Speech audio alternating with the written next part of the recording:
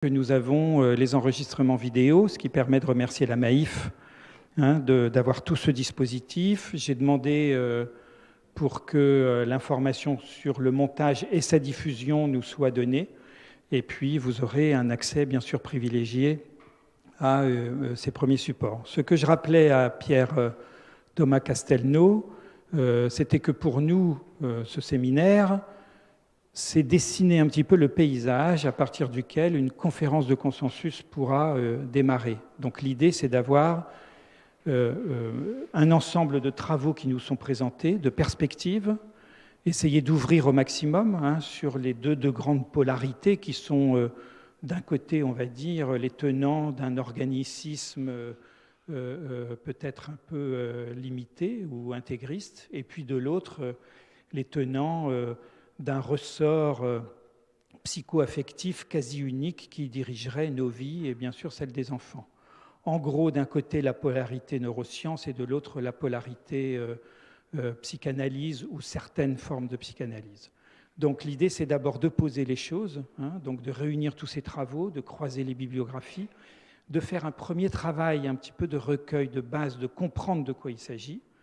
Et puis ensuite, on verra dans quelques mois comment, avec l'ensemble des organisations, des personnes intéressées, des partenaires, on va pouvoir mettre en place une conférence de consensus dont j'ai l'expérience pour avoir conduit celle il y a quelques années sur l'évaluation psychologique des enfants, pour dessiner un cadre de travail, définir des actes professionnels, aboutir à des recommandations selon une démarche scientifique, ouverte, démocratique, transparente, intégrative bien entendu, mais aussi juridique dans le sens où une conférence de consensus correspond à un cadre juridique qui permet d'avoir un jury, par exemple, qui se réunit à huis clos, qui propose des préconisations, etc., etc.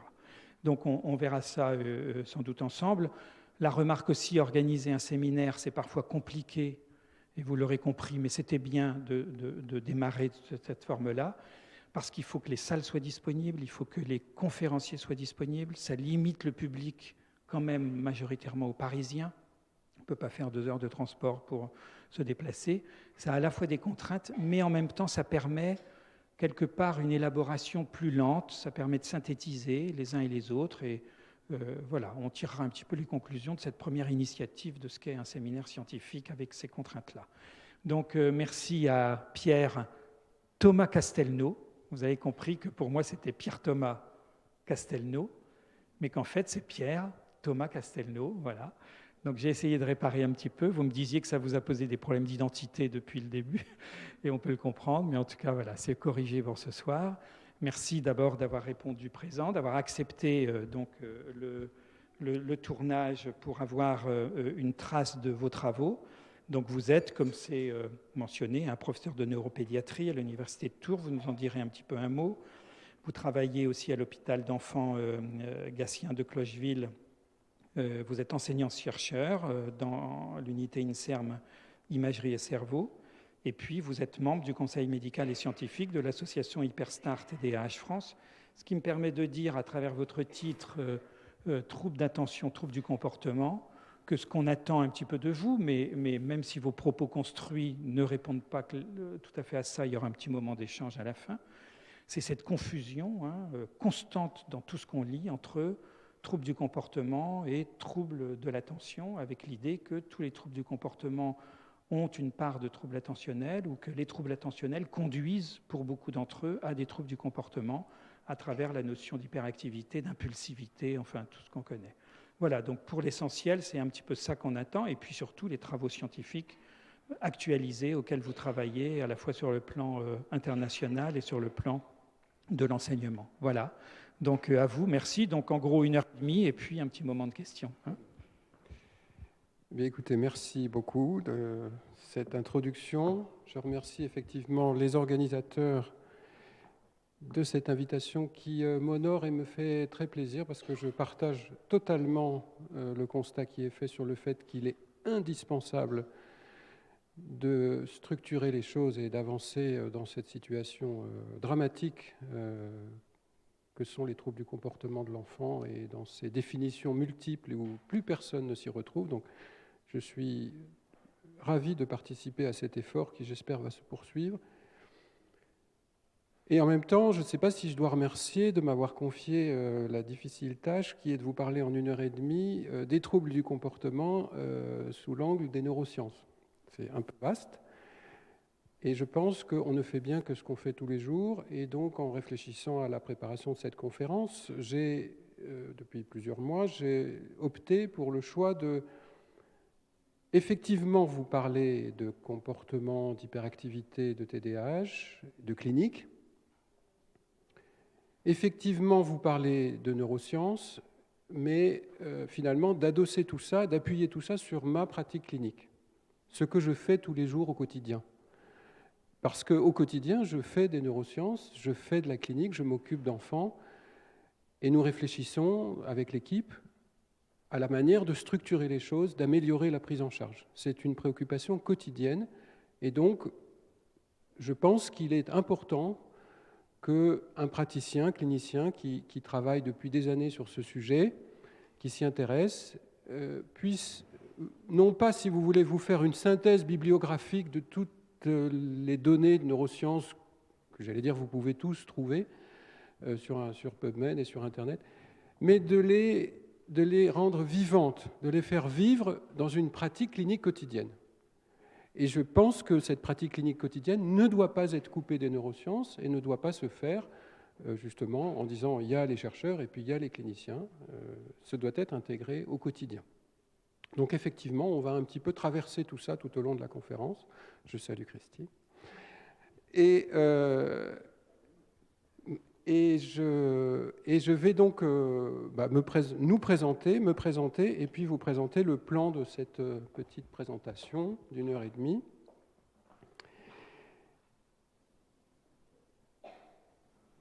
Voilà.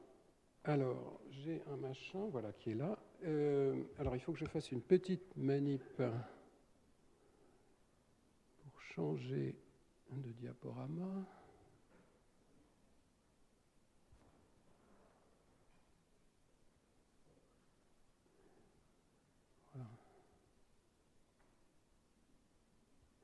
Voilà.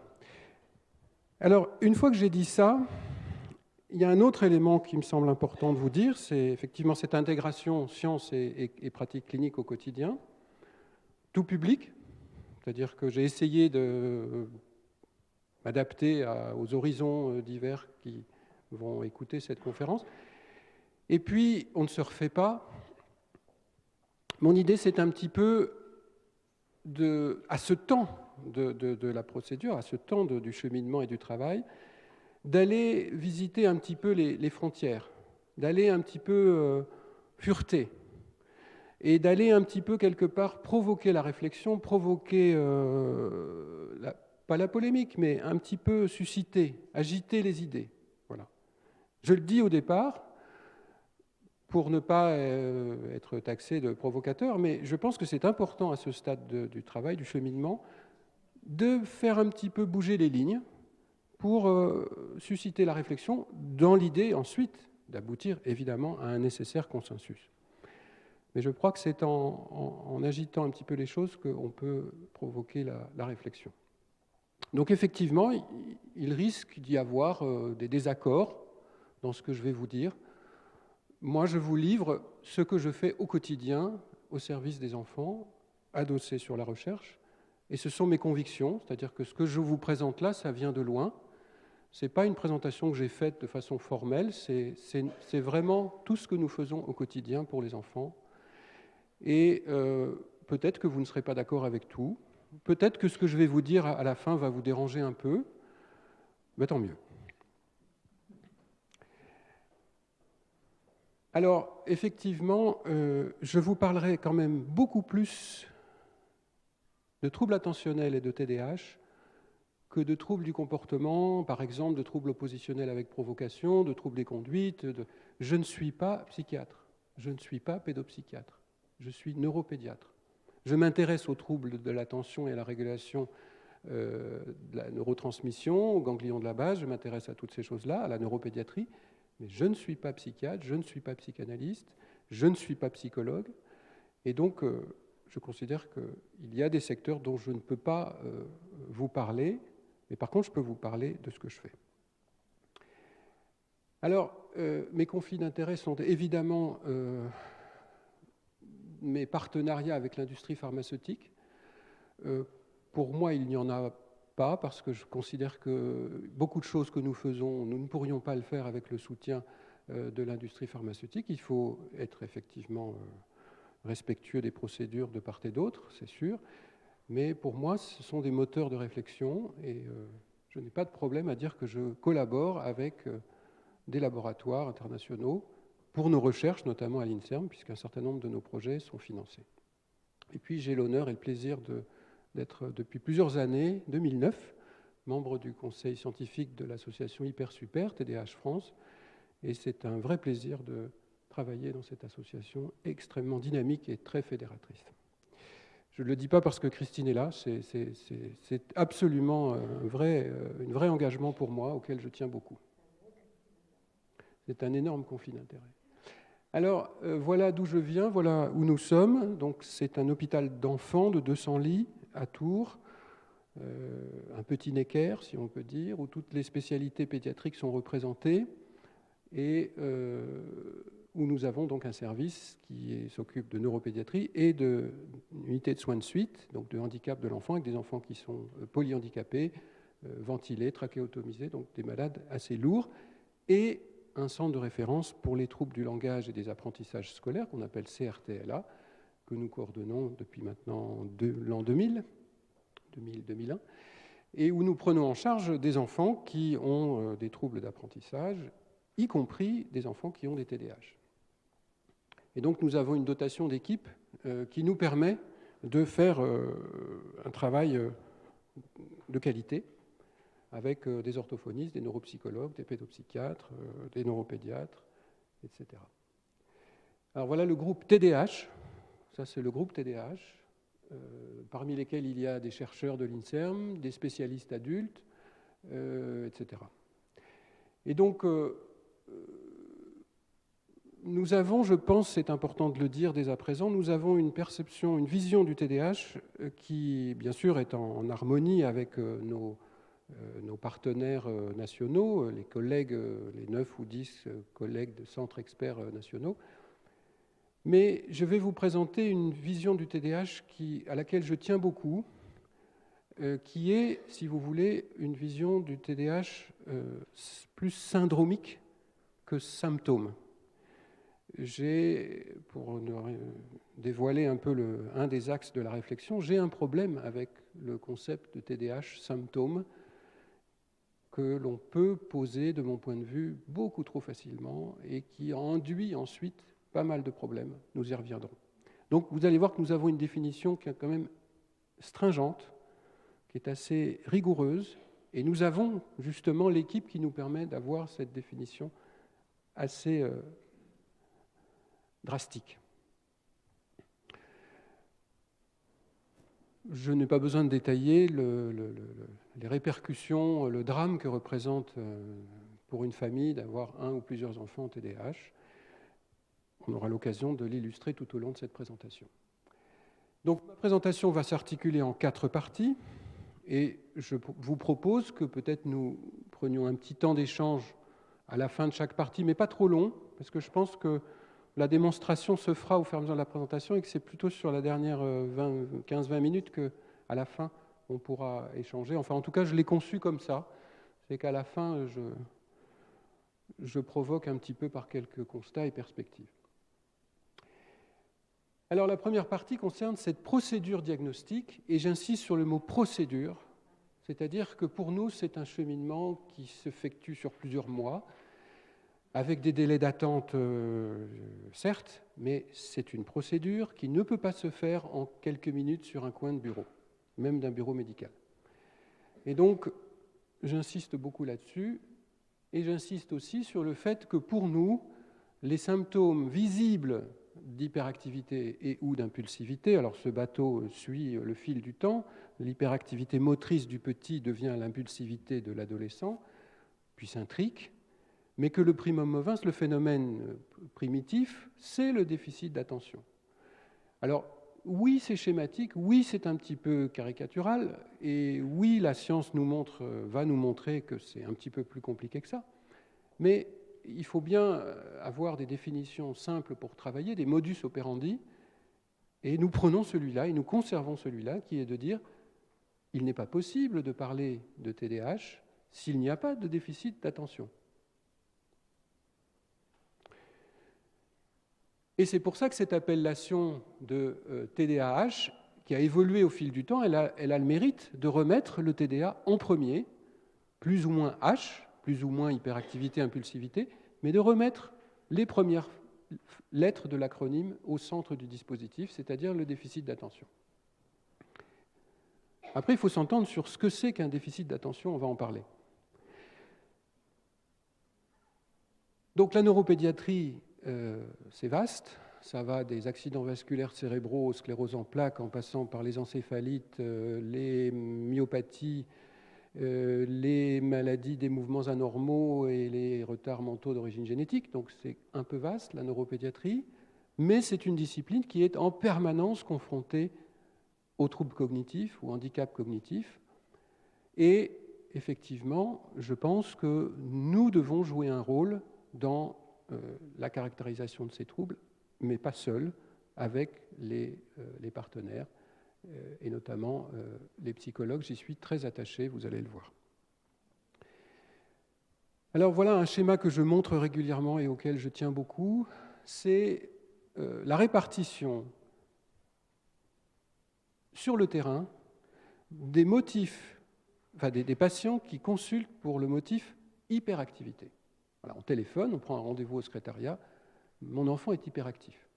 La répartition pour nous, depuis des années, alors il va y avoir peut-être des biais sur le fait que nous sommes un service de neuropédiatrie, de CHU, etc., mais en tout cas, pour nous, notre constat, sans cesse renouvelé, c'est le fait que nous avons comme motif de consultation, j'allais dire, toute la psychopathologie, qui représente à peu près 40% des cas, et qui est une cause d'hyperactivité, en termes de comportement hyperactif. Nous avons 40% des cas qui aboutissent à un diagnostic de TDAH selon des critères précis. Nous avons à peu près 15% qui arrivent à un diagnostic de TSA. Alors, ce n'est pas TSA, trouble du spectre autistique, c'est trouble spécifique d'apprentissage. Et puis, nous avons le reste. Les 5% qui représentent le reste, c'est en grande partie la déficience intellectuelle. La déficience intellectuelle d'origine génétique, par exemple, les syndromes génétiques avec retards mentaux. Et personnellement, en neuropédiatrie, nous considérons qu'il faut distinguer le diagnostic de déficience intellectuelle du diagnostic de TDAH. Ce n'est pas le cas de tout le monde.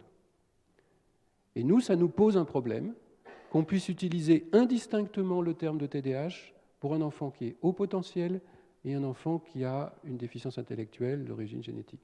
Ça nous pose un problème opératoire. Donc nous tenons à cette définition et effectivement, on comprend par ces chiffres que l'identification du TDAH est importante puisque c'est une composante majoritaire, relativement monomorphe, pour lequel une prise en charge est définie et pour lequel il y a des choses à faire, et vite.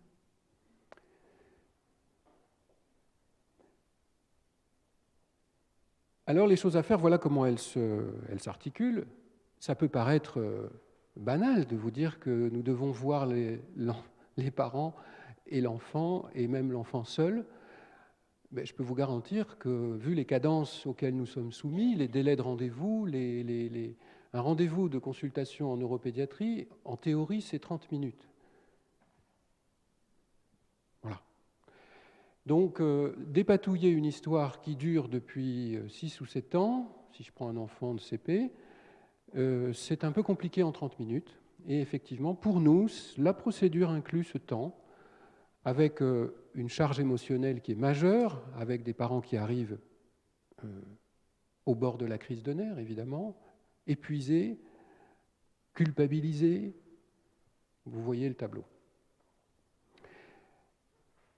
Et puis ensuite, nous appliquons des questionnaires subjectifs. Alors celui-là, vous le connaissez évidemment.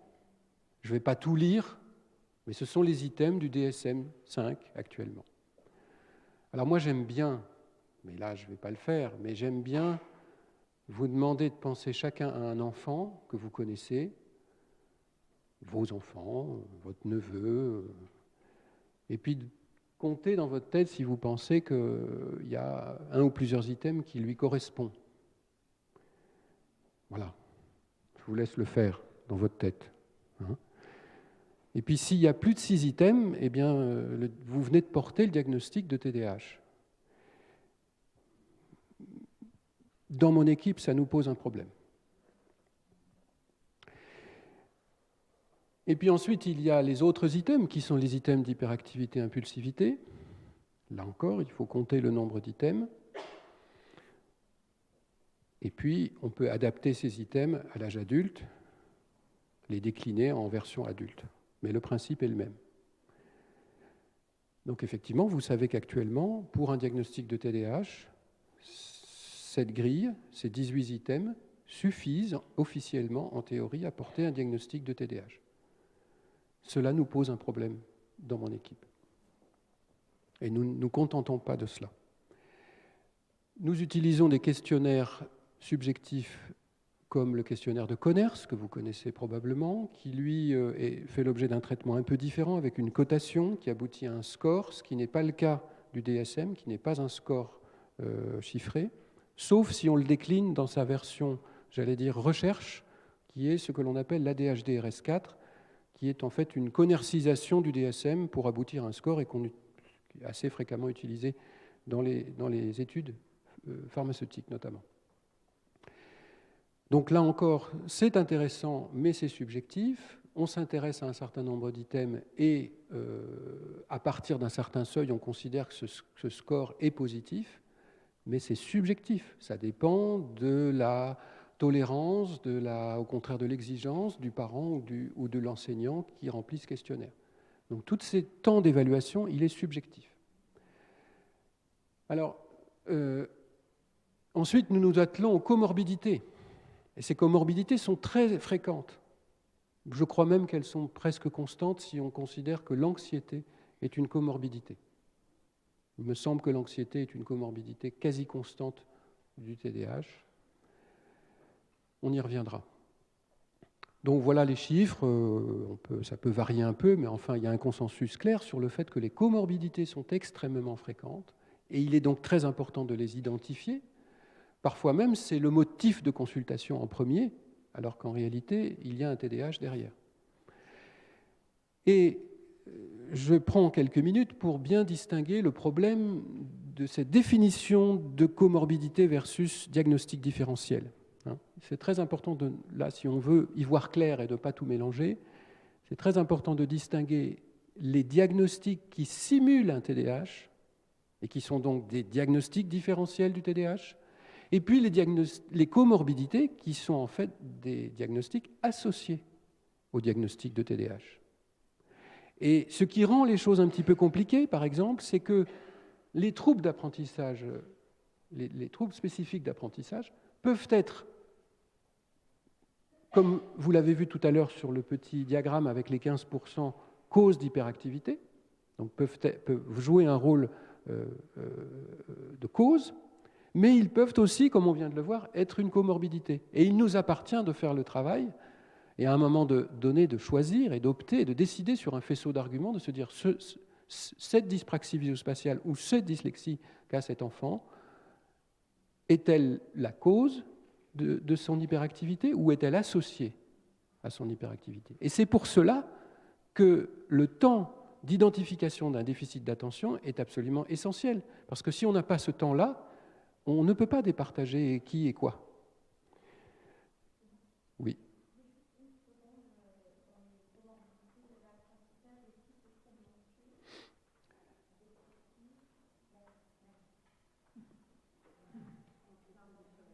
Voilà. Alors effectivement, je ne vais pas détailler troubles oppositionnels avec provocation et troubles des conduites. Effectivement, nous avons une proportion d'enfants qui ont un trouble oppositionnel avec des situations familiales et scolaires et individuelles absolument dramatiques. Mais effectivement, la difficulté, c'est de savoir si on est devant une pathologie purement de cet ordre-là, ou s'il y a un déficit attentionnel associé et qu'on est donc dans un cas de comorbidité. Donc je n'ai pas la prétention de vous dire exactement la vérité. En tout cas, voilà comment nous faisons, nous, au quotidien, depuis des années. Et donc, cette petite diapositive illustre soit les diagnostics différentiels, et vous voyez qu'ici, effectivement, un enfant qui a une anémie peut avoir effectivement un trouble au niveau de la neurotransmission par carence en fer et avec un trouble de la régulation de la dopamine et donc des troubles de la concentration et donc simuler un TDAH mais qui est en fait lié à une anémie fériprive. Ça a été bien décrit, par exemple, il y a longtemps dans les Andes avec les mères carencées en fer, etc. Il y a les troubles d'apprentissage qui peuvent être une cause et donc un diagnostic différentiel qui simule un TDAH, c'était les 15% de tout à l'heure, et puis il peut y avoir à l'opposé des comorbidités, c'est-à-dire on a un TDAH associé à d'autres diagnostics. Donc en permanence, nous devons faire le ménage au cas par cas, départager, trier, étudier, discuter, échanger en staff pluridisciplinaire et dire bon, comment est-ce qu'on range tout ça pour Quentin ou Martin ?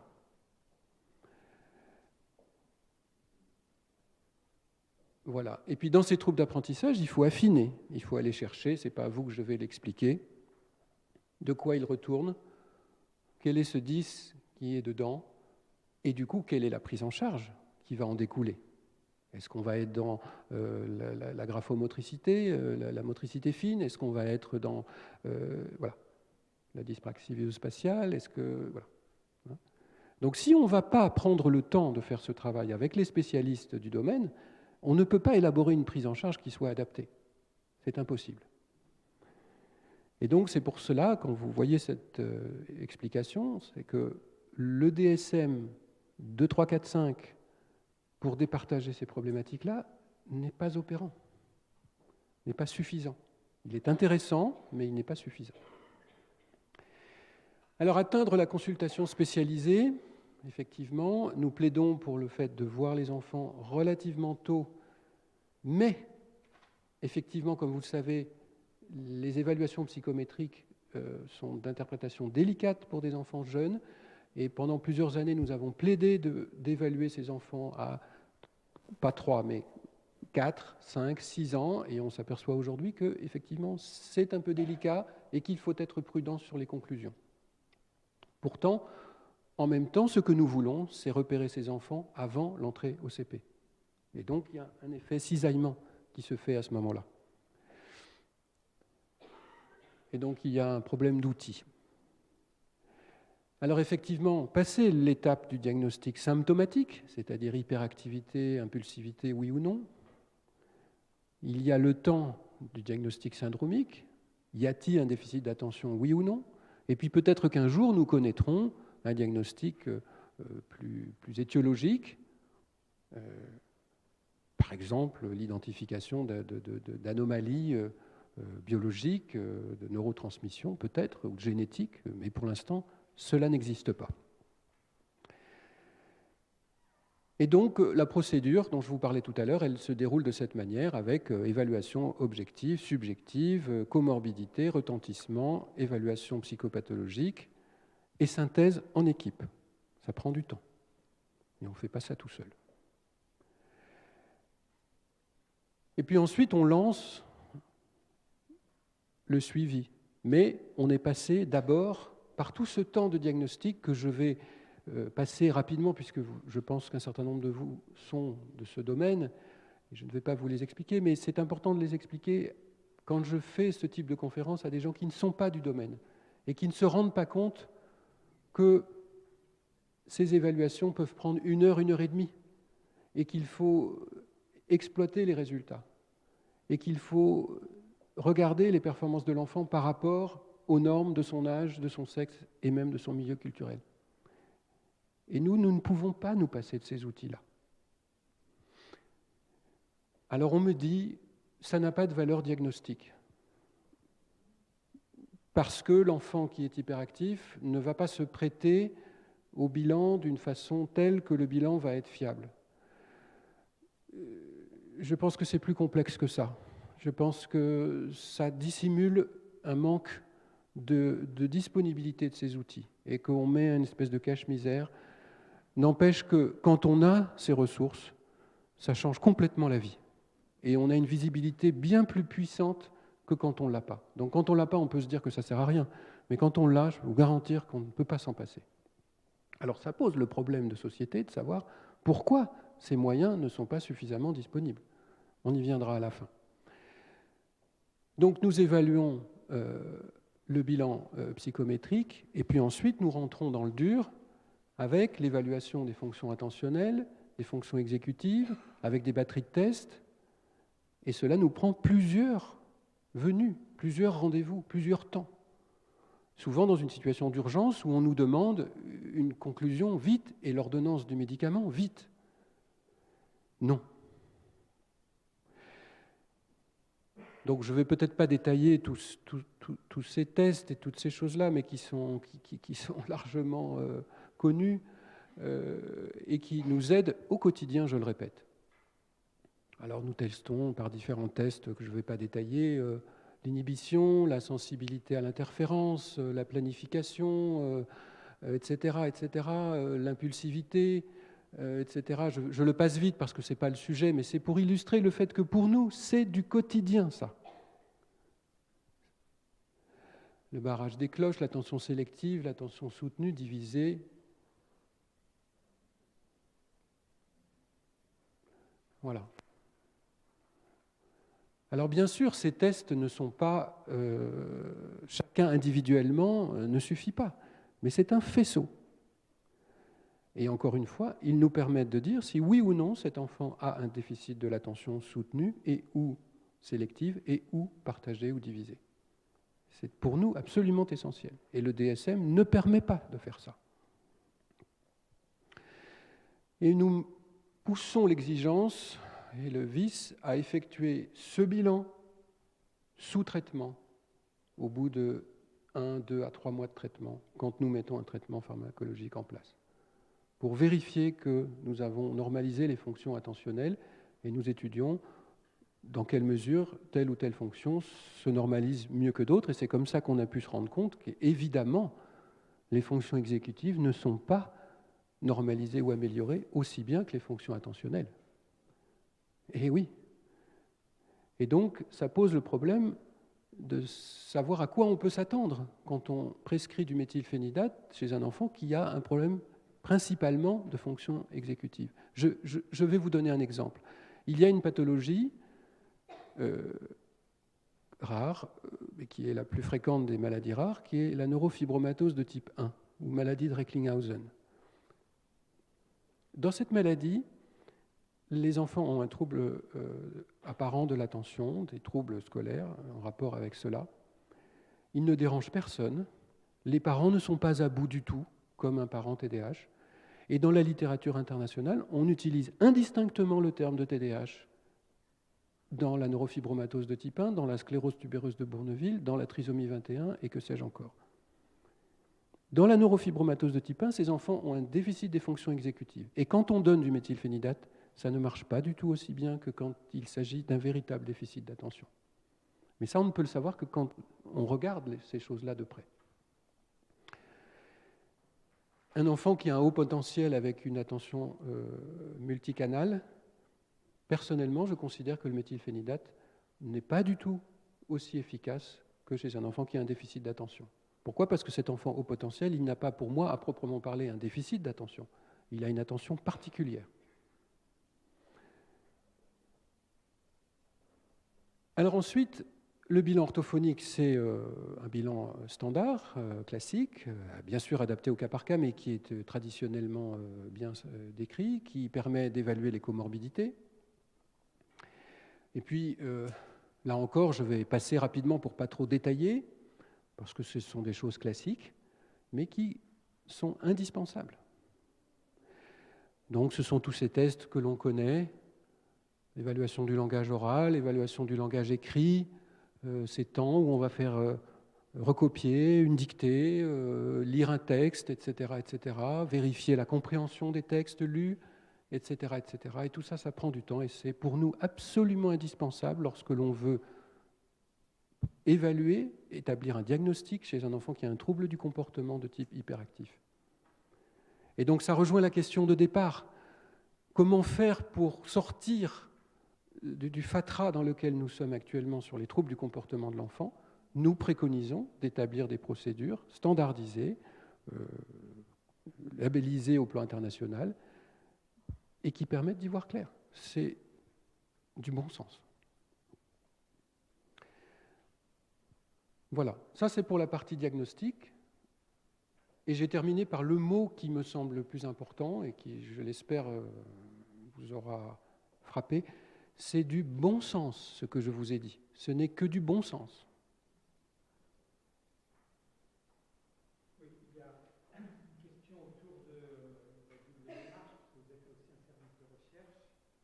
Est-ce que la multiplication des investigations avec des épreuves standardisées, normées, ce n'est pas la tendance de la recherche, c'est-à-dire d'aller du côté, j'ai bien compris, des fonctions exécutives, des fonctions fonctionnelles. On se rend compte dans la clinique que beaucoup d'épreuves vont se superposer pour en définitive montrer la même chose.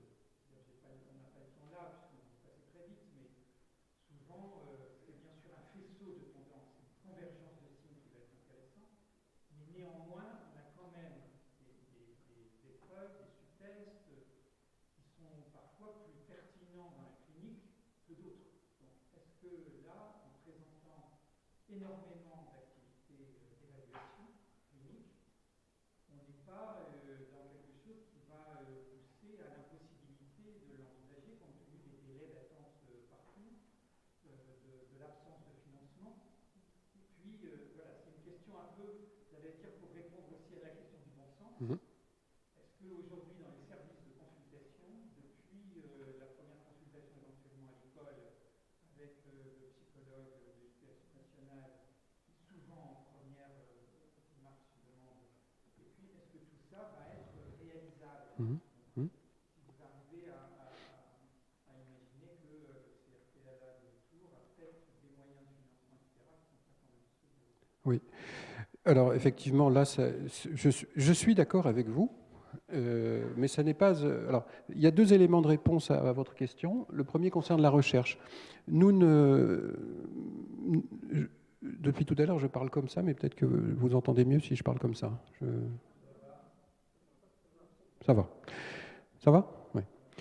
Donc, par la recherche, ne pensez pas surtout que nous faisons ces tests avec une idée de recherche et parce que nous faisons de la recherche. Absolument pas. Absolument pas. Nous faisons ces tests depuis la création du CRTLA et même avant, mais pas du tout dans un objectif de recherche. Je vais vous parler de recherche. Nous faisons des recherches sur d'autres domaines, dans le domaine de l'imagerie, de la métabolomique, différentes approches thérapeutiques. Mais ces bilans ne sont pas faits pour alimenter une activité de recherche. Ils sont faits pour permettre un diagnostic le plus précis possible de ces enfants. Ça, c'est un élément qui est tellement évident que je ne l'ai pas précisé. Le deuxième élément, c'est qu'effectivement, on ne peut pas faire ces bilans à la suite, toute cette évaluation médicale, psychopathologique, neuropsychométrique, etc., d'affilée. Et c'est une organisation effectivement que nous faisons au travers de consultations successives, parce qu'on ne peut pas enchaîner tous ces bilans comme ça à la suite, c'est beaucoup trop fatigant. Et nous le faisons même dans des contextes d'hospitalisation, c'est-à-dire répartis sur une journée avec des temps pour se reposer, des temps pour déjeuner, etc. Et les caisses primaires d'assurance maladie nous demandent de faire ça dans des couloirs en consultation externe. Ce n'est pas possible. Donc effectivement, nous nous préoccupons aussi des conditions de ces évaluations qui, si elles sont faites en batterie, aveuglément, ne sont pas pertinentes du tout. Et enfin, pour terminer, vous parlez des disponibilités et du bon sens en termes de ressources. je pense que il faut prendre le problème à l'envers, c'est-à-dire qu'effectivement, il faut filiariser la prise en charge du TDAH avec des centres de niveau 1, des centres de niveau 2, des centres de niveau 3, que j'appellerais centres experts. Le niveau 1 de la saisine HAS, c'est le médecin de premier recours. Il faut créer le niveau 2. Le problème, c'est qu'il n'y a pas le niveau 2 et qu'il faut filiariser cette prise en charge avec effectivement un bon sens qui est de dire on ne pourra pas faire des évaluations identiques pour tout le monde, il faut structurer, stratifier les choses et identifier des cas complexes qui nécessitent des évaluations plus pointues, des cas qui sont plus classiques et qui permettent une procédure plus simple. Et effectivement, nous nous retrouvons avec des délais de rendez-vous extraordinairement longs parce que nous sommes confrontés à l'ensemble dans notre région. Nous couvrons un bassin, pour ce qui nous concerne, de 3 millions d'habitants. Donc c'est gigantesque et effectivement, c'est un problème de structuration de la filière.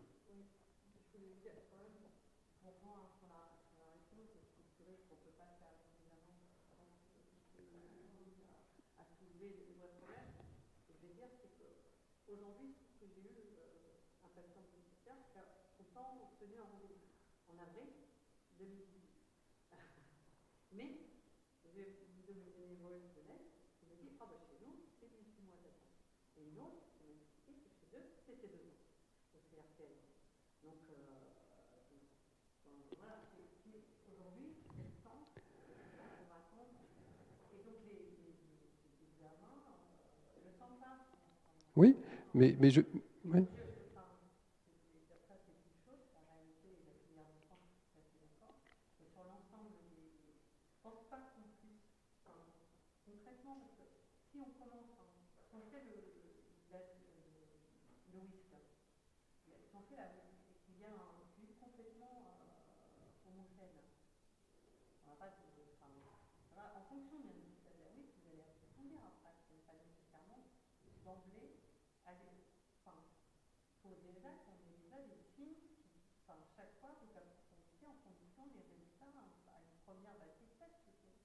Oui, oui, en quelque sorte, oui.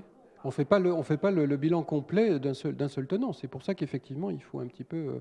on ne peut pas... On m'a demandé ça. On m'a dit, mais pourquoi vous ne couplez pas tout sur une journée et puis vous faites tout? Et ce n'est pas possible. Et ce n'est pas une bonne idée. Et ce n'est pas une bonne idée de le faire. Mais je pense que, encore une fois, c'est pas de notre... Alors là, je vais être un peu polémique, hein, mais ce n'est pas parce que les moyens ne sont pas là qu'il ne faut pas le faire. C'est-à-dire qu'il faut que les moyens soient là, il faut le faire correctement. Et je trouve que le fait d'habiller la misère en disant on n'a pas, donc on ne fait pas, ça pose un problème intellectuellement.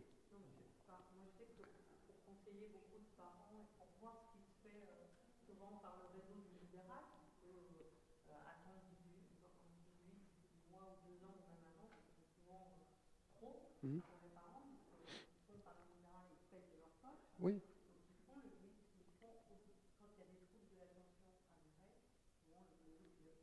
Oui. La teach, oui. Mais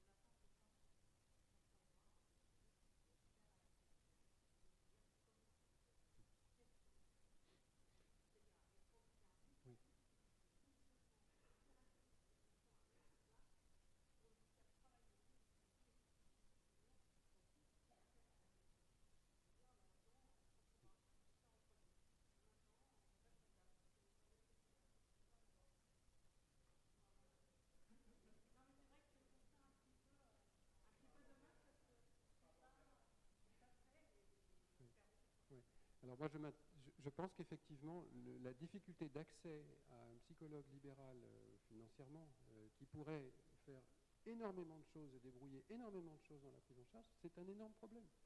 Et on a les compétences et il y a un problème. Voilà. pourquoi les orthophonistes sont remboursés et pas les psychologues? Moi, je voudrais comprendre. Alors, démarche thérapeutique, je passe donc à cette deuxième partie de médicaments, de thérapeutique, et surtout pas que de médicaments. Alors, les traitements médicamenteux, je dirais que nous, globalement, nous n'avons pas de difficulté à les utiliser, nous n'avons pas de problème à les utiliser, parce que nous avons cette prise en charge au préalable rigoureuse et qui fait que nous savons où nous allons. Et donc, personnellement, je ne suis pas du tout dans toute cette stigmatisation des molécules. C'est un outil, mais en fait, le message global, c'est de dire que c'est loin d'être suffisant. C'est très loin d'être suffisant, vous allez voir. Donc, en France, on a la catégorie, la classe des psychostimulants. La molécule de référence, c'est le MPH, méthylphénidate, dont l'AMM est à 6 ans. L'atomoxétine a été envisagée mais n'est pas commercialisée en France. Il y a d'autres molécules. C'est une action symptomatique et non curative, c'est-à-dire que quand on arrête le traitement, l'effet s'en va. Et on tend de plus en plus à aller vers des traitements plutôt de 7 jours sur 7 que des traitements de 5 jours sur 7, comme on disait auparavant, il y a 15 ou 20 ans. On est plutôt sur des protocoles de 7 jours sur 7 avec des formes à libération prolongée, c'est-à-dire une seule prise le matin. Et actuellement, ce qui se fait jour, c'est l'extension des thérapeutiques à l'âge adulte pour les formes adultes, avec un problème, à mon avis, majeur, qui est que les critères diagnostiques pour l'adulte sont on ne peut plus flous, et que donc c'est la porte ouverte à des dérives en matière de thérapeutique, si on a des outils diagnostiques qui ne sont pas suffisamment robustes. Et ça serait le temps d'une conférence entière.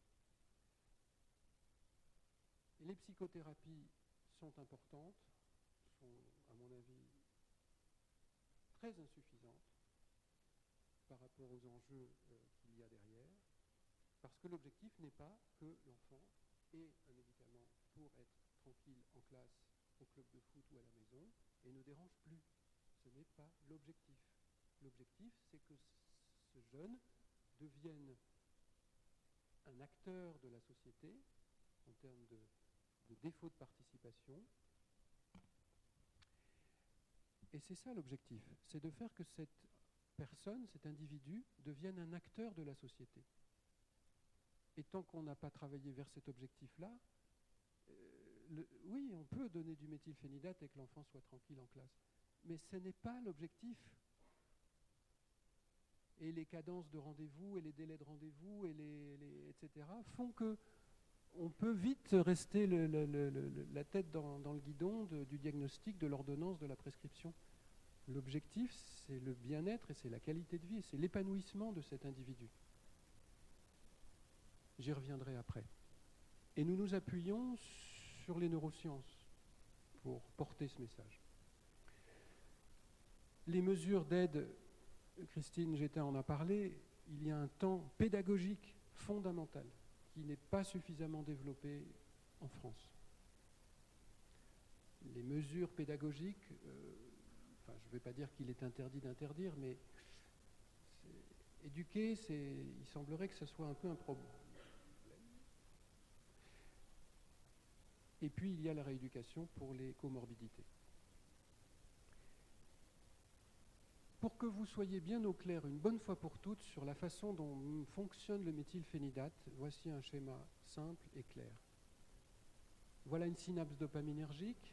La dopamine est synthétisée, elle est mise dans des vésicules, elle est libérée dans la fente synaptique, elle transmet l'information au récepteur dopaminergique, il y en a beaucoup, et ensuite l'information est transmise à la suite du réseau. On a donc une concentration de dopamine dans la fente synaptique et on a un transporteur qui permet de recapturer cette dopamine pour qu'elle puisse être recyclée et relibérée immédiatement en permanence, donc une activité synaptique soutenue et efficace.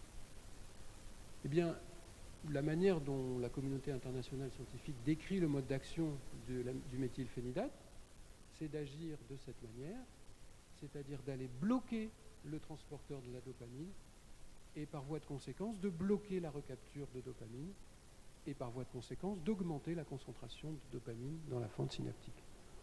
C'est probablement beaucoup plus compliqué que ça, Mais le schéma qui permet de comprendre comment fonctionne le méthylphénidate, c'est celui-là. Il ne s'agit donc pas d'un sédatif, il s'agit d'un stimulant puisqu'il augmente la concentration de dopamine dans la fente synaptique et donc il élève le niveau d'éveil et de vigilance. C'est également ce que vous faites lorsque vous prenez un espresso what else à 10h du matin pour vous remettre en ligne. La caféine a le même mode d'action. Elle relève votre niveau de vigilance et vous remet en phase avec ce que vous devez faire.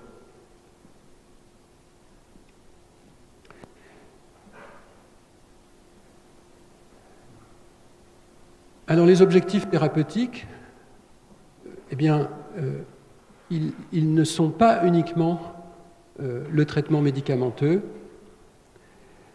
Et j'insiste sur le fait qu'il faut établir des échanges réguliers. Il n'est pas concevable de prescrire ce genre de molécules et de ne pas revoir régulièrement les enfants et les familles. Il n'est pas concevable de ne pas favoriser des échanges. Et je pense que cette triangulation d'échanges entre le corps médical, le corps enseignant et les partenaires de prise en charge ne sont pas suffisants. Pas du tout dans la prise en charge, dans la filière de prise en charge. Alors j'avance un petit peu parce que le temps tourne. Voici les molécules qui sont disponibles dans le monde.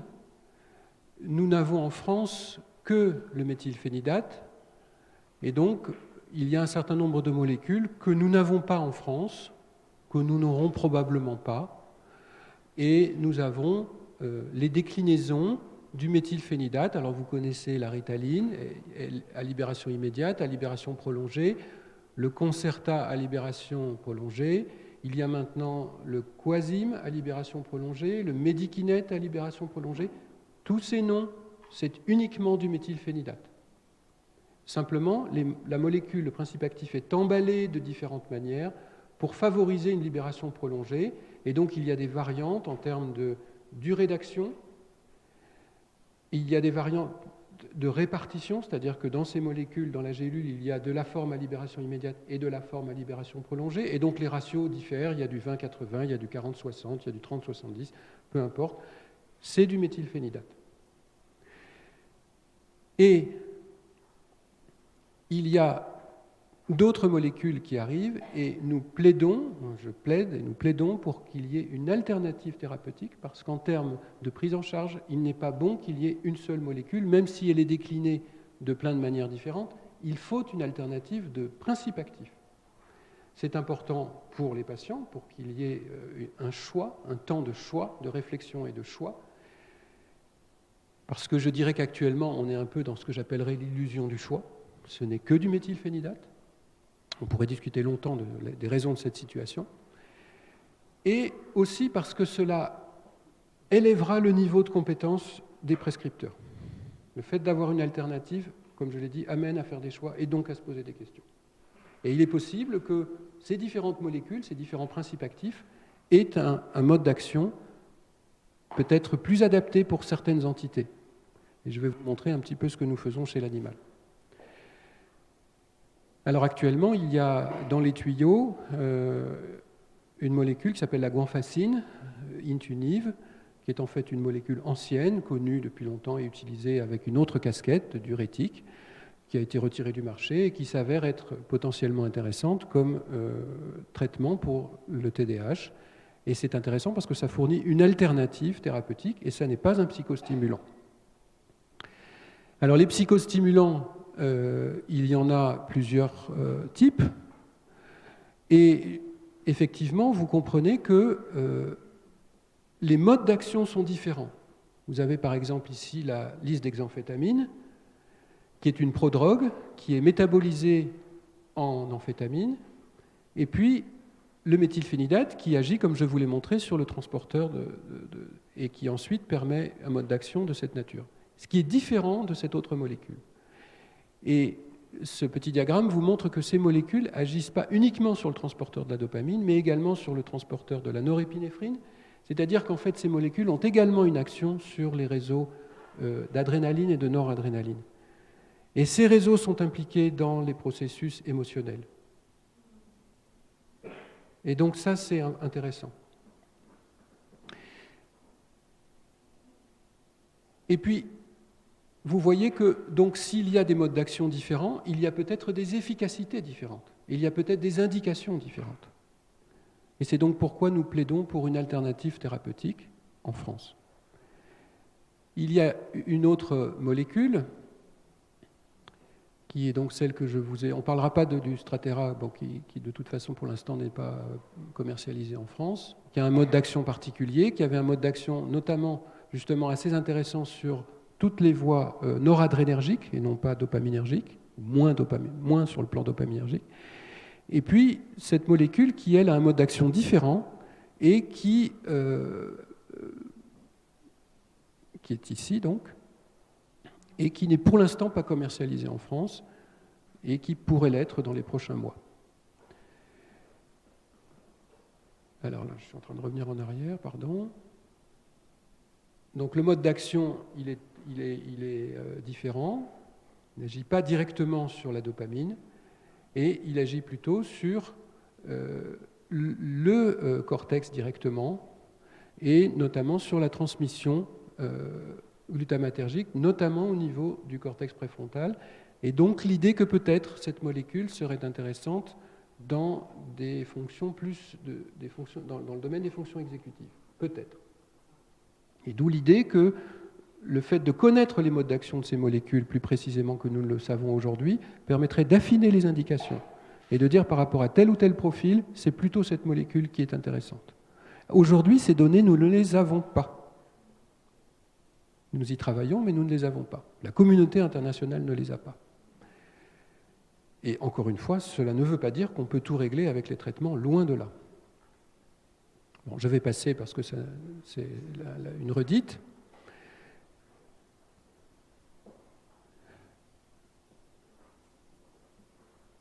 Alors le risque-bénéfice, pour nous, il est bon.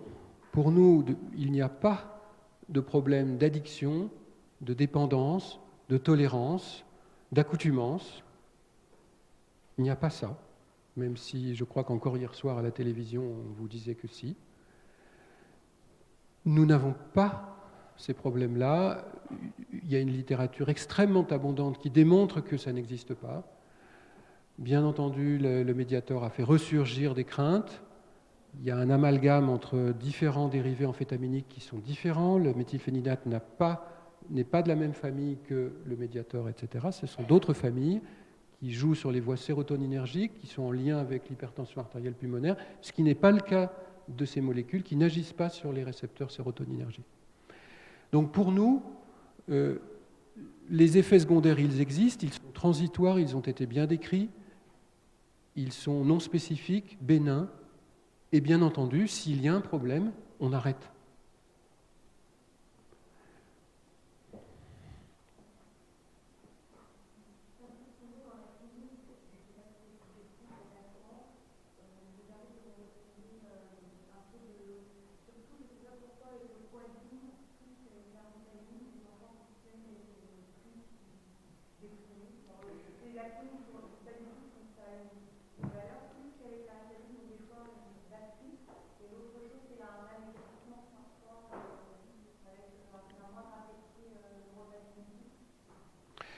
Alors effectivement, donc la tristesse. Oui. Alors il y a plusieurs questions dans tout ce que vous dites. Il y a la tristesse, effectivement, ça peut arriver, effectivement. Et comme je viens de le dire, si ça ne va pas, on arrête. Et il est intéressant d'essayer les 4 formulations, en fait, parce que ce n'est pas parce que le Coasim n'a pas fonctionné que le Concerta donnera les mêmes effets, ou que le Ritaline, ou que le Medikiné donnera. Je ne sais pas vous expliquer pourquoi, mais c'est la vérité. Il est intéressant d'essayer si on a eu un échec avec une formulation. La tristesse, la dépression, on considère que c'est plutôt des mécanismes adrénergiques et noradrénergiques que dopaminergiques, en fait. Donc il est probable qu'il y ait effectivement et là, avec la tamoxétine, c'était un enjeu important, il y avait même des risques de dépression et donc des contre-indications en cas de terrain dépressif sous-jacent. Donc c'est une réalité et il faut faire au cas par cas. Non, c'est une réalité, c'est pas fréquent, mais c'est tout à fait classique. Mais ça me donne l'occasion de dire qu'effectivement, quand une formulation ne fonctionne pas, il est intéressant d'essayer une autre. Vous avez parlé de l'amaigrissement. Oui, il peut y avoir, là encore, c'est pas du tout systématique, il peut y avoir une baisse de l'appétit et une petite tendance à l'amaigrissement. Je dirais que dans notre pratique, c'est beaucoup plus une baisse de l'appétit qu'un véritable amaigrissement durable et significatif. Voilà. Mais c'est décrit, absolument. Absolument. Voilà. En tout cas, personnellement, je considère qu'il n'y a pas d'addiction au méthylphénidate. Ça n'existe pas. En revanche, il peut y avoir des mésusages. Des mésusages. Ça, c'est possible. Ça, c'est autre chose. Ce n'est pas parce qu'il y a des mésusages que c'est une molécule qui est addictogène. Alors, le suivi, je terminerai sur cette partie, je crois, voilà. Des consultations régulières, des échanges avec le psychologue qui suit l'enfant ou l'orthophoniste, avec le médecin de famille, avec les parents, avec l'équipe enseignante.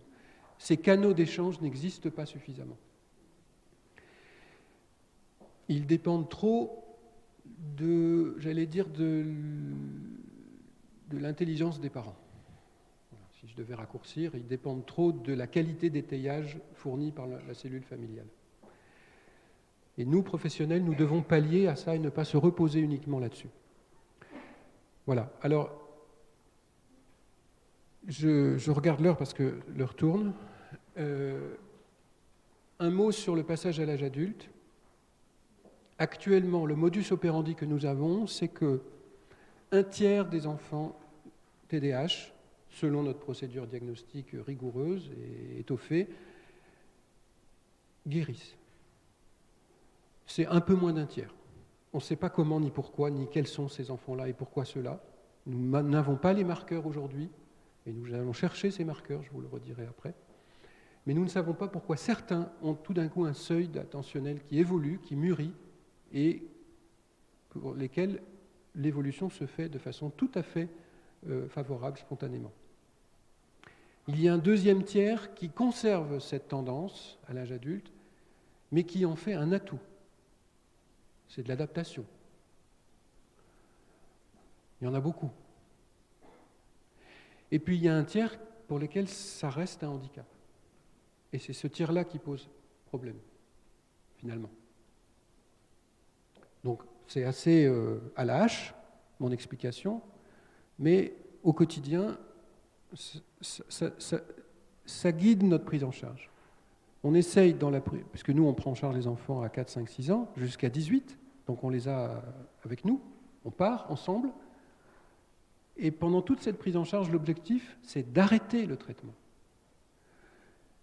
Schématiquement, nous sécurisons le primaire, il faut sécuriser la scolarité, qui sinon part en échec total. Ensuite, on aborde le collège, et là, on commence, et j'en parlerai dans la troisième partie, on commence à réfléchir au projet, à la suite, à l'avenir, pas au fait d'être sage et calme en classe. Quel est le projet pour cet enfant ? Et là, effectivement, la question qui se pose, c'est comment allons-nous opérer l'arrêt du traitement ? Il faut essayer d'arrêter. Alors j'ai mis en place une stratégie qui n'est pas publiée, qui est la mienne, que j'explore, qu'il faudra étudier de façon rigoureuse et scientifique. Pour l'instant, ce n'est pas le cas.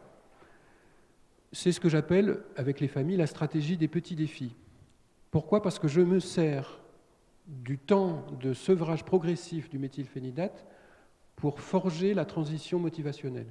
C'est-à-dire permettre aux patients de s'approprier le concept de motivation. Un projet motivationnel personnel individualisé. Parce que je explique aux familles, je considère que la motivation, c'est le traitement endogène naturel du déficit de l'attention. La motivation stimule l'attention, évidemment. D'ailleurs, ces enfants, quand on les met sur des choses qui les passionnent, ils sont meilleurs que les autres, parce qu'ils sont motivés.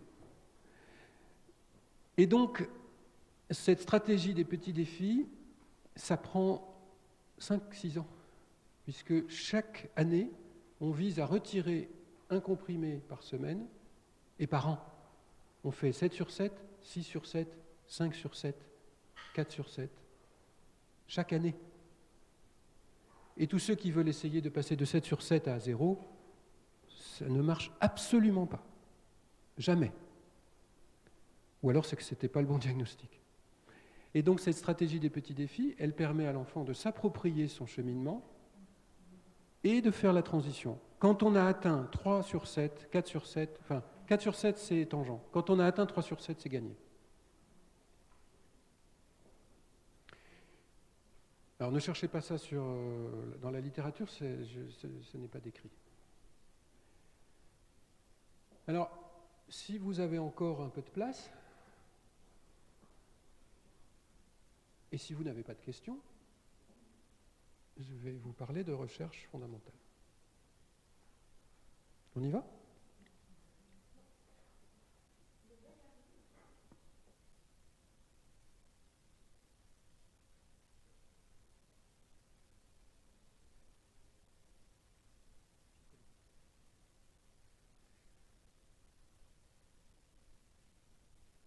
Alors, pour les recherches, en fait, et je reviens peut-être un petit peu sur la question de M. Voyazopoulos, c'est en fait les questionnaires, les outils d'inclusion dans les études, malheureusement, reposent beaucoup trop souvent sur les items du DSF, éventuellement transformés en score de côté de la DHDRF4. Mais je déplore que bien souvent, et par des équipes internationales réputées, ce sont bien souvent uniquement les tests qui sont utilisés. Donc si justement nous faisons ces tests, ce n'est pas pour des protocoles de recherche. Et effectivement, alors après, quand on veut faire des recherches en neuropsychologie plus fines, là oui, c'est indispensable. Oui.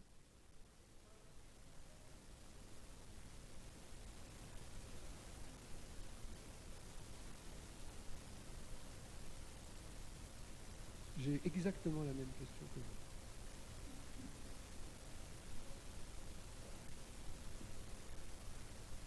C'est choquant. Alors après, on en parle après. Ce qui est important dans cette diapositive, c'est de souligner que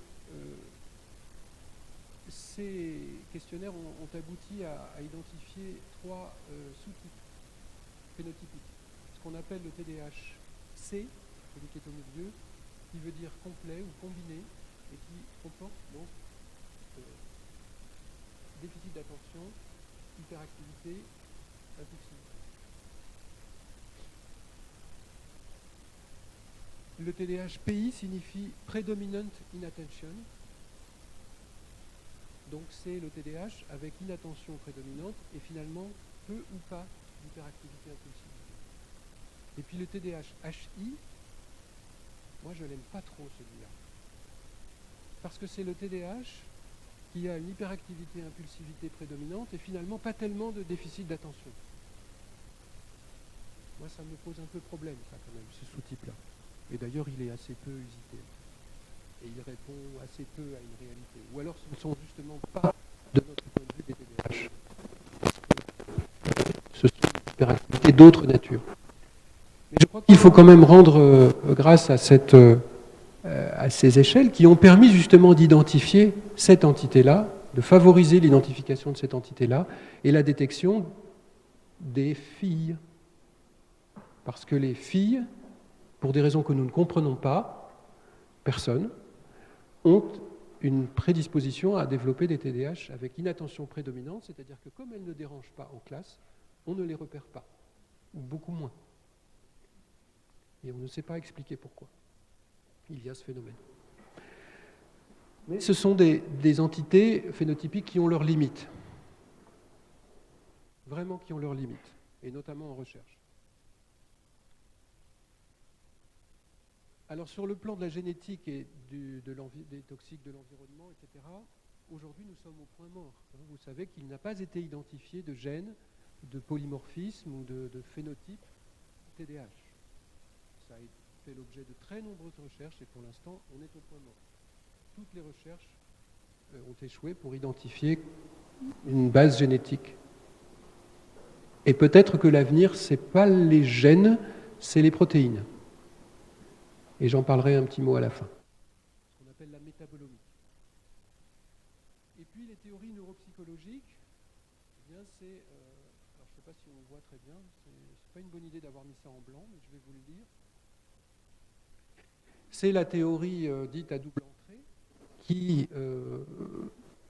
soutenue par des ténors du sujet, soutient l'idée qu'il y a effectivement une double origine aux symptômes du TDAH, qui sont un trouble des fonctions attentionnelles et exécutives, avec des troubles de l'inhibition comportementale qui expliqueraient les problèmes d'hyperactivité et d'impulsivité, et puis une approche, enfin une autre composante qui est la composante motivationnelle, les circuits de récompense, la gestion des émotions, une certaine aversion au délai et une certaine préférence pour les récompenses immédiates et les satisfactions immédiates.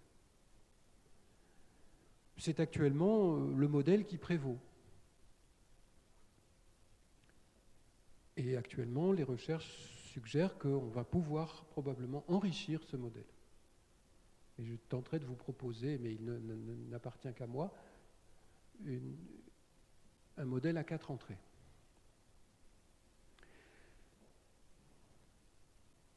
Donc les boucles frontostriatales, cortex préfrontal, fonction attentionnelle et exécutive, et puis les boucles limbiques, les circuits de récompense et de motivation. Alors l'imagerie structurale, pour l'instant, elle nous donne des résultats qui sont d'interprétation difficile, puisque en gros, on nous dit qu'il y a des variations de volume, soit globaux, soit régionaux. Et on est un peu en difficulté. Alors il y a toute une littérature, je ne peux pas tout résumer. Il y a même, je pense, un papier un peu plus récent que ce que j'ai mis là. Mais il y a tout un courant de recherche sur la volumétrie. Après, ça pose la question de savoir quelle est l'origine de ce trouble de développement et de ces problèmes volumétriques. Le problème de ces approches, personnellement, je trouve que ça manque un petit peu de fonctionnalité et qu'on voit bien que dans la pratique des fonctions cognitives, il y a quand même une adaptabilité, une plasticité extrême, et que ces approches volumétriques sont peut-être loin de la pratique clinique au quotidien. Mais c'est un courant de recherche important, la volumétrie. Et puis on va passer à l'imagerie moléculaire et fonctionnelle, qui a commencé par l'IRM fonctionnel, et puis qui maintenant s'enrichit de l'imagerie moléculaire, c'est-à-dire tout ce qui est caméra TEP, où on va pouvoir étudier la consommation métabolique, l'activité métabolique globale ou régionale. Je ne sais pas si vous avez déjà entendu parler de ce qu'on appelle le FDG. Hein, quand on fait un TEP-FDG en cancérologie, on fait un TEP-FDG parce que le FDG, c'est le glucose, c'est le fluorodéoxyglucose. Et en injectant du FDG à un patient qui a une tumeur, on peut voir la captation de ce FDG, de ce glucose marqué par la tumeur. Et donc, on peut mesurer l'activité métabolique de cette tumeur et donc, du coup, suivre l'évolution de cette tumeur par son activité métabolique.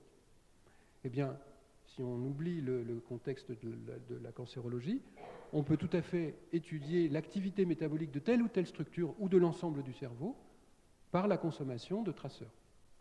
Et on peut faire soit de l'analyse globale, soit de l'analyse régionale, soit de l'analyse ciblée en utilisant tel ou tel neurotransmetteur et en disant on ne veut voir que les structures dopaminergiques, par exemple.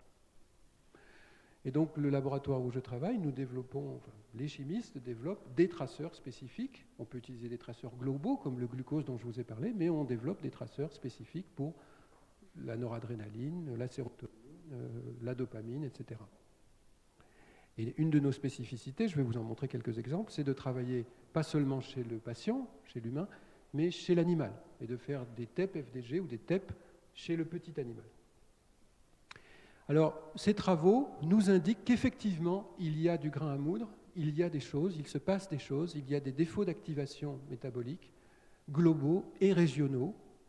Et les dernières études, notamment par un des groupes les plus puissants, qui est le groupe de Nora Volkow, montrent qu'il y a des anomalies importantes au niveau de la régulation de la transmission dopaminergique et noradrénergique. Et c'est un courant de recherche qui va se renforcer considérablement dans les prochaines années. Et qui va permettre d'étudier le mode d'action des nouvelles molécules thérapeutiques. Et c'est ça qui est intéressant aussi. Donc, l'imagerie, qui au départ nous montrait qu'il n'y avait pas de modification des IRM ou des scanners cérébraux chez des patients TDAH. L'imagerie nous montre qu'il y a des anomalies maintenant que l'on utilise des modes de résonance fonctionnels métaboliques et qu'on a dépassé le stade morphologique pour voir fonctionner les structures et les réseaux. Voilà. C'est ce que nous apporte l'imagerie. Et l'imagerie est en train de révolutionner la compréhension de la physiopathologie du TDAH.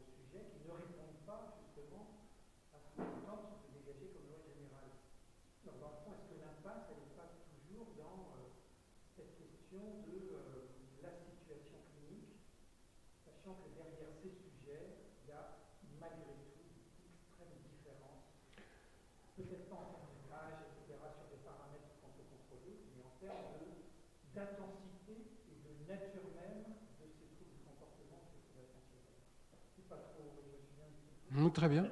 Très bien, et je reviens à la diapo de tout à l'heure. Je vous rejoins totalement, c'est-à-dire que on a un problème. La diversité est beaucoup trop importante, et si on veut faire des études ciblées et précises qui s'affranchissent de cette diversité, il faut avoir des critères d'inclusion et de sélection beaucoup plus stringents que ceux qui sont utilisés actuellement. Ça, c'est évident. Alors, je ne vais pas citer certains collègues, mais j'ai été frappé à Berlin, au Congrès international, de voir des travaux d'imagerie étalés sur des années, en disant, on n'a rien trouvé. Oui, mais les cohortes.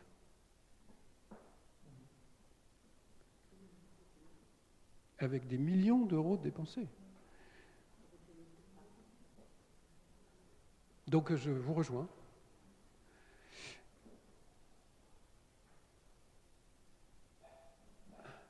On n'a rien trouvé parce que le polymorphisme des cohortes et l'hétérogénéité des groupes de malades est trop importante pour aboutir à des choses robustes.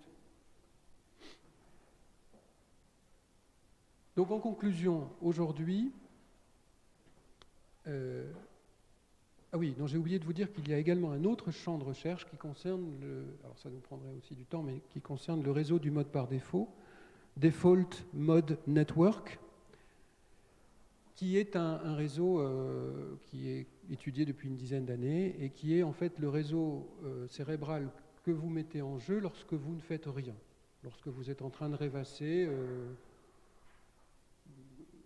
sans but, sans tâche particulière, sans pensée très, très dirigée. Et il y a un gros champ de recherche également vis-à-vis du DMN, soutenu par l'IRM fonctionnel et maintenant d'autres approches justement de TEP, qui suggère qu'il y a un défaut de désengagement du réseau par défaut dans la population du TDAH.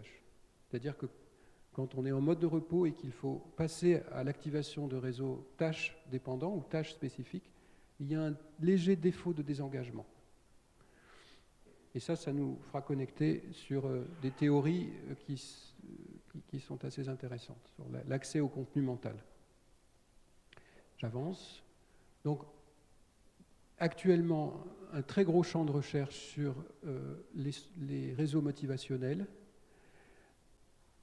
les réseaux attentionnels, mais qui s'avèrent finalement être... un certain nombre d'auteurs disent le trouble attentionnel, il est secondaire, il est réactif. Le trouble primitif, il est motivationnel en fait. Ce sont les réseaux motivationnels qui sont impliqués.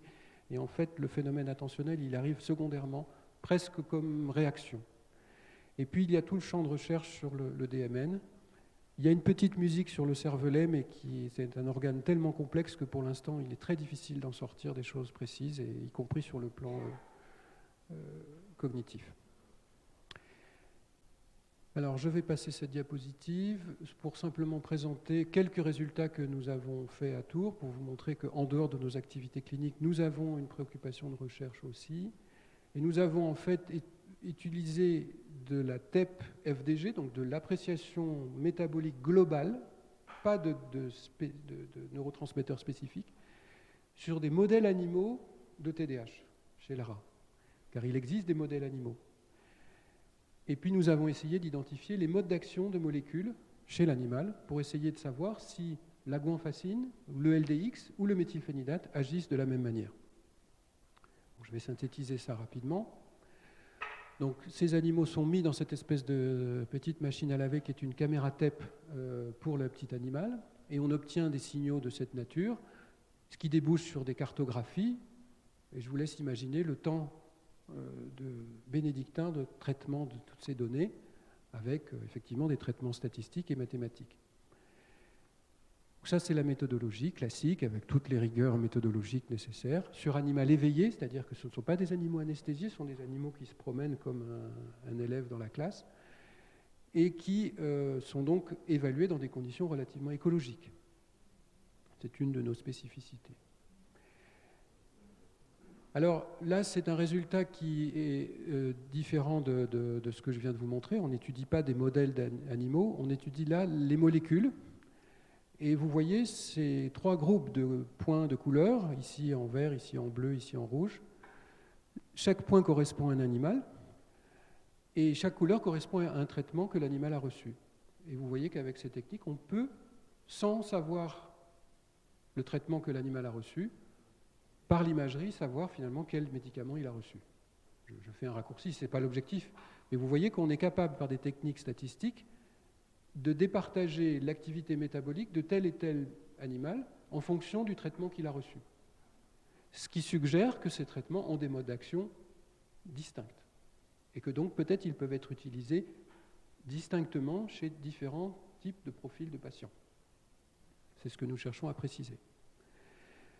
Et voilà ici, lorsque l'on améliore le seuil de détection, la propreté des résultats qu'on peut obtenir avec ces techniques d'imagerie. Vous voyez qu'on peut quasiment dire quel médicament l'animal a reçu quand on répète le traitement. Donc déjà, en une seule dose, on arrive à départager, mais encore plus si le traitement est prolongé à plusieurs administrations. Donc c'est quand même des techniques qui sont assez puissantes. Donc là, je vous fais une petite synthèse des résultats. Voici les trois molécules que nous avons testées. Voici une coupe de cerveau avec le réseau du mode par défaut. Alors, ce n'est pas stratifié comme ça de haut en bas, hein, c'est pour la clarté de l'image. Le réseau associatif avec les fonctions exécutives et attentionnelles, et le réseau motivationnel, les fonctions limbiques, les circuits de récompense. En fait, quand on compare les structures et les réseaux qui sont activés sous l'action de ces différents médicaments, on voit que le LDX, donc, qui est la molécule la plus proche d'une amphétamine et qui est utilisée dans les pays anglo-saxons, mais pas en France, est celle qui agit sur les trois réseaux. Et dans la littérature internationale, dans les congrès internationaux, il y a un relatif consensus pour dire que c'est la molécule de référence la plus puissante pour le TDAH.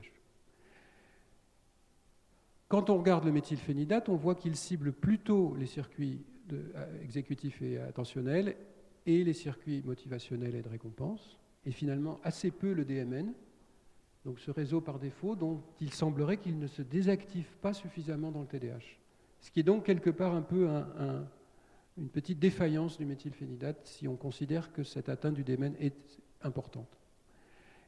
Et cette nouvelle molécule qui n'est pas encore commercialisée eh bien, elle a un profil d'action qui est comparable au méthylphénidate, et elle aussi ne semble pas tellement agir sur le réseau du mode par défaut.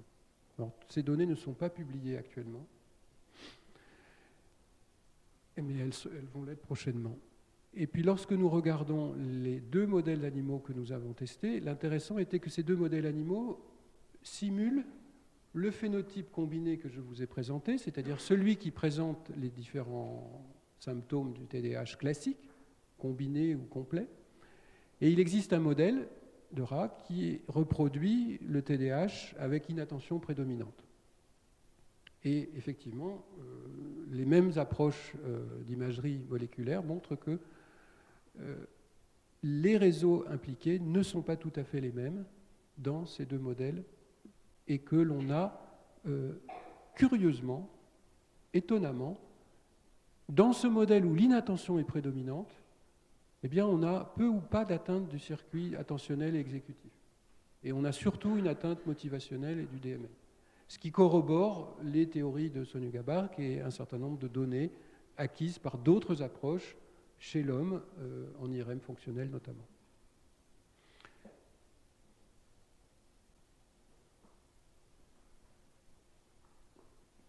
Rupture. La prise en charge thérapeutique, ce n'est pas que le médicament, ce n'est pas que le contrôle de l'attention. C'est l'épanouissement de l'enfant. Et donc là, j'entre dans des choses qui sont, pour nous, des sujets de recherche, parce que nous considérons que l'objectif n'est pas que la stratégie des petits défis, il est de faire que nous mettions entre les mains de cet enfant un outil et un projet pour l'avenir. Et là, tous les partenaires sont impliqués. Donc, il y a énormément de problèmes en classe, et j'ai coutume de dire que ces enfants TDAH, même bien traités, même diagnostiqués précocement, même suivis régulièrement avec des échanges et un environnement familial étayant, pour la plupart, ils n'atteignent pas l'enseignement supérieur et ne passent pas le bac. Je suis très global, mais c'est une réalité. Et c'est un énorme problème. Oui. Globalement, si on regarde le devenir,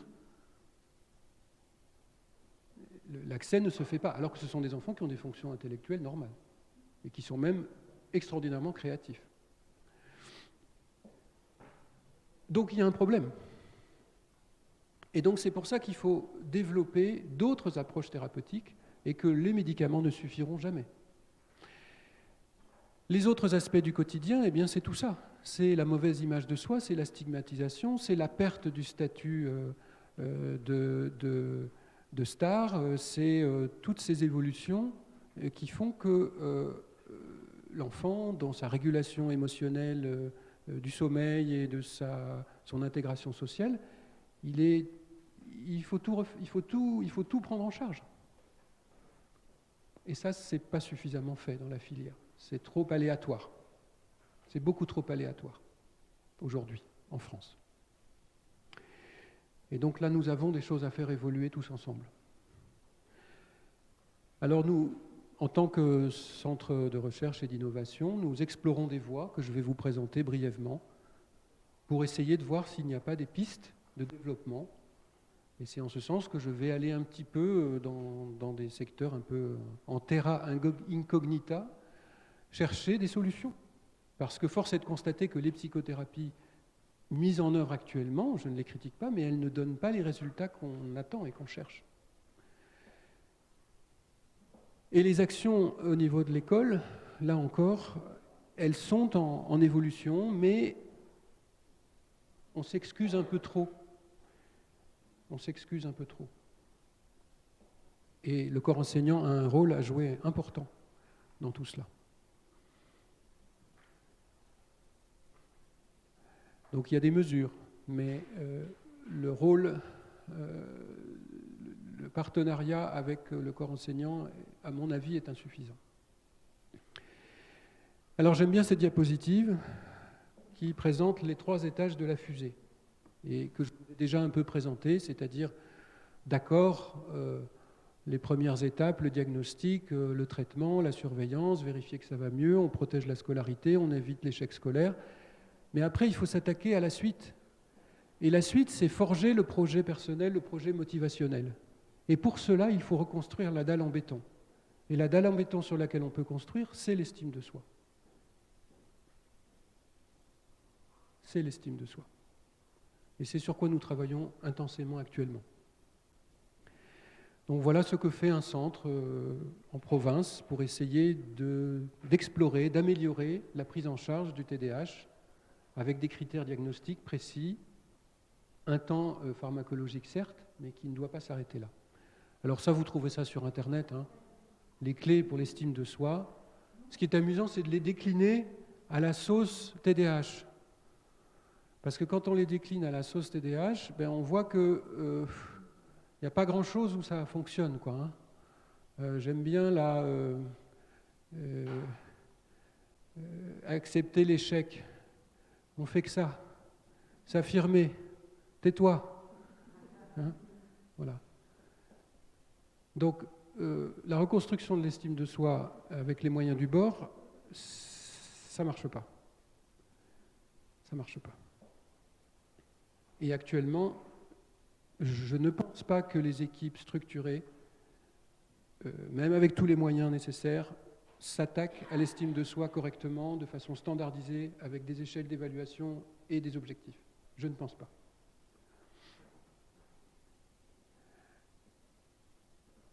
Alors actuellement, nous utilisons un modèle qui nous aide à travailler, qu'on a élaboré, mais qui est très critiquable, hein, qui nous permet justement d'explorer, d'avoir une boussole pour se repérer dans toute notre évaluation de la construction de l'estime de soi. Au début, quand je suis arrivé avec notre équipe, ils ne voulaient pas y aller parce qu'ils m'ont tous dit « mais tu es trop naïf, l'estime de soi, c'est beaucoup plus compliqué que ça. Avant d'avoir de l'estime de soi, il y a déjà la conscience de soi. » Donc ils ne voulaient pas y aller. Et puis finalement, on y travaille et on est en train de s'apercevoir quoi ? On est en train de s'apercevoir qu'effectivement, avant l'estime de soi, il faut déjà accéder à une conscience de soi. Et on est en train de s'apercevoir qu'en réalité, les choses se jouent beaucoup plus tôt que je ne le pensais, que nous ne le pensions. C'est-à-dire que l'estime de soi, elle n'est pas seulement mise à mal lors de la stigmatisation au collège, après des années où on va dire à ce jeune « tu nous casses les pieds ». Ça s'est joué bien plus tôt que ça.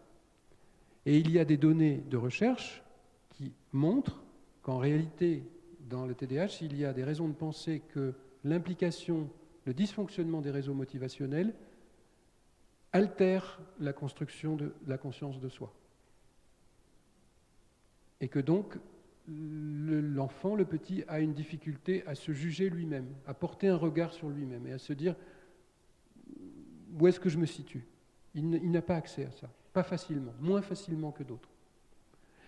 Et donc ça construit quelque chose de très important. Ça veut dire qu'on peut continuer de faire joujou avec nos médicaments. On ne fait pas joujou, mais on peut continuer de ne prendre en charge qu'une petite partie du problème. Alors tout ça, c'est très compliqué, hein, bien sûr, puisqu'il y a les représentations de soi, la conscience de soi, puis ensuite la connaissance, l'estime de soi, la confrontation au social, le soi privé, soi public. Bon, tout ça, c'est très compliqué, hein, très très compliqué. Ce n'est pas mon métier. Mais je suis obligé d'aller là-dedans si je veux y comprendre quelque chose à l'estime de soi de ces enfants. Et ensuite, ça évolue au fil du temps. Mais la notion importante, c'est que l'altération des réseaux motivationnels a un impact sur la construction du soi, de ce que Damasio peut appeler la conscience même de soi. Alors ça, c'est la pyramide de Maslow, les besoins vitaux, et avoir une estime de soi décente, c'est un besoin vital. Et donc, il y a des travaux, je ne peux pas vous citer, mais qui montrent qu'effectivement, dans la motivation, il y a la motivation extrinsèque, dirigée vers une tâche, un but, un objectif, et puis il y a la motivation intrinsèque ou endogène, exogène et endogène. Et que la motivation endogène, c'est de se construire une image de soi qui tient la route. C'est la pyramide de Maslow.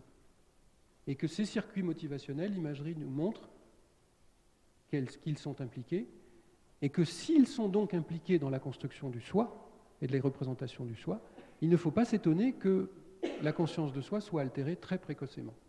Et du coup, ça débouche sur les questions qui sont quels vont être les outils thérapeutiques et les modes de prise en charge que nous devons mettre en œuvre pour modifier le cours des choses.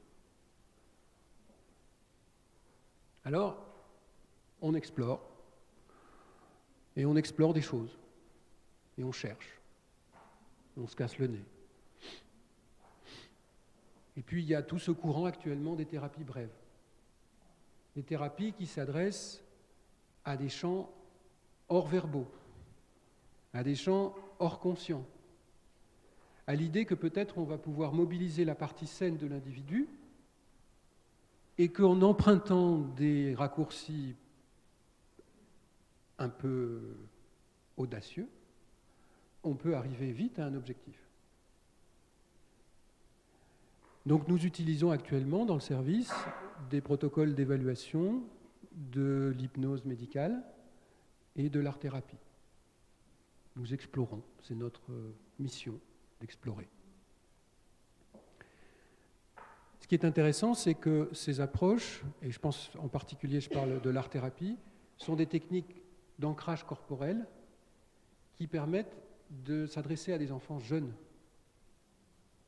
avec des activités, des dominantes d'activités qui peuvent être des dominantes art plastique, mais qui peuvent être aussi des dominantes corporelles, de chant, de danse, d'expression corporelle, voire même des dominantes d'activités, c'est très utilisé au Canada maintenant, l'art-thérapie par des techniques contemplatives, où là on est à la limite du moteur, et donc on peut descendre en âge.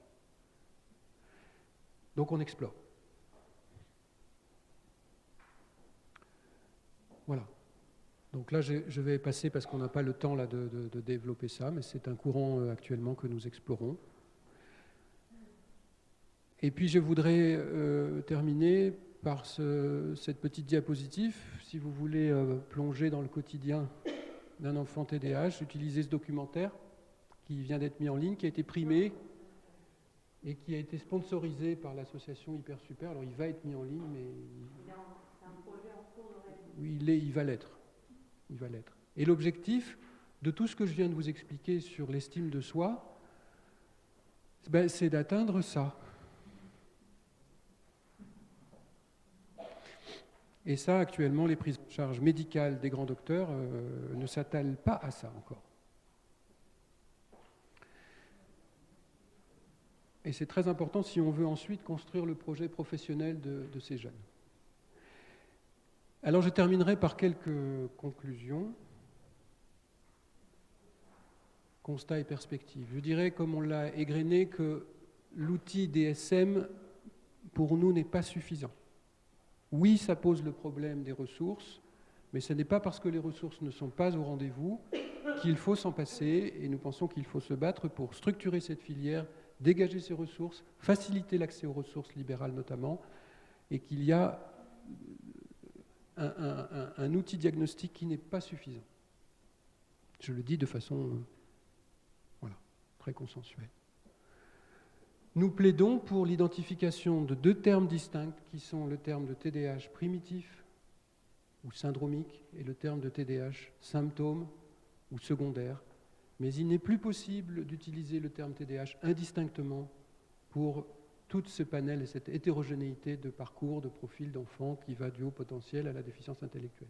Ce n'est pas d'un niveau suffisant qui soit adapté aux données de la recherche scientifique actuelle, y compris en neuropsychologie. Je ne résiste pas à l'envie de vous montrer une photo de l'avis de la commission de transparence de 2002, où était indiqué que pour établir le diagnostic de TDAH, il fallait une évaluation de plusieurs intervenants et confirmée par un examen neuropsychologique, et qu'en 2012, je ne sais pas pourquoi, mais ce terme a disparu dans l'avis de la commission de transparence. On peut en reparler. Là, j'égrène des sujets de discussion ensemble.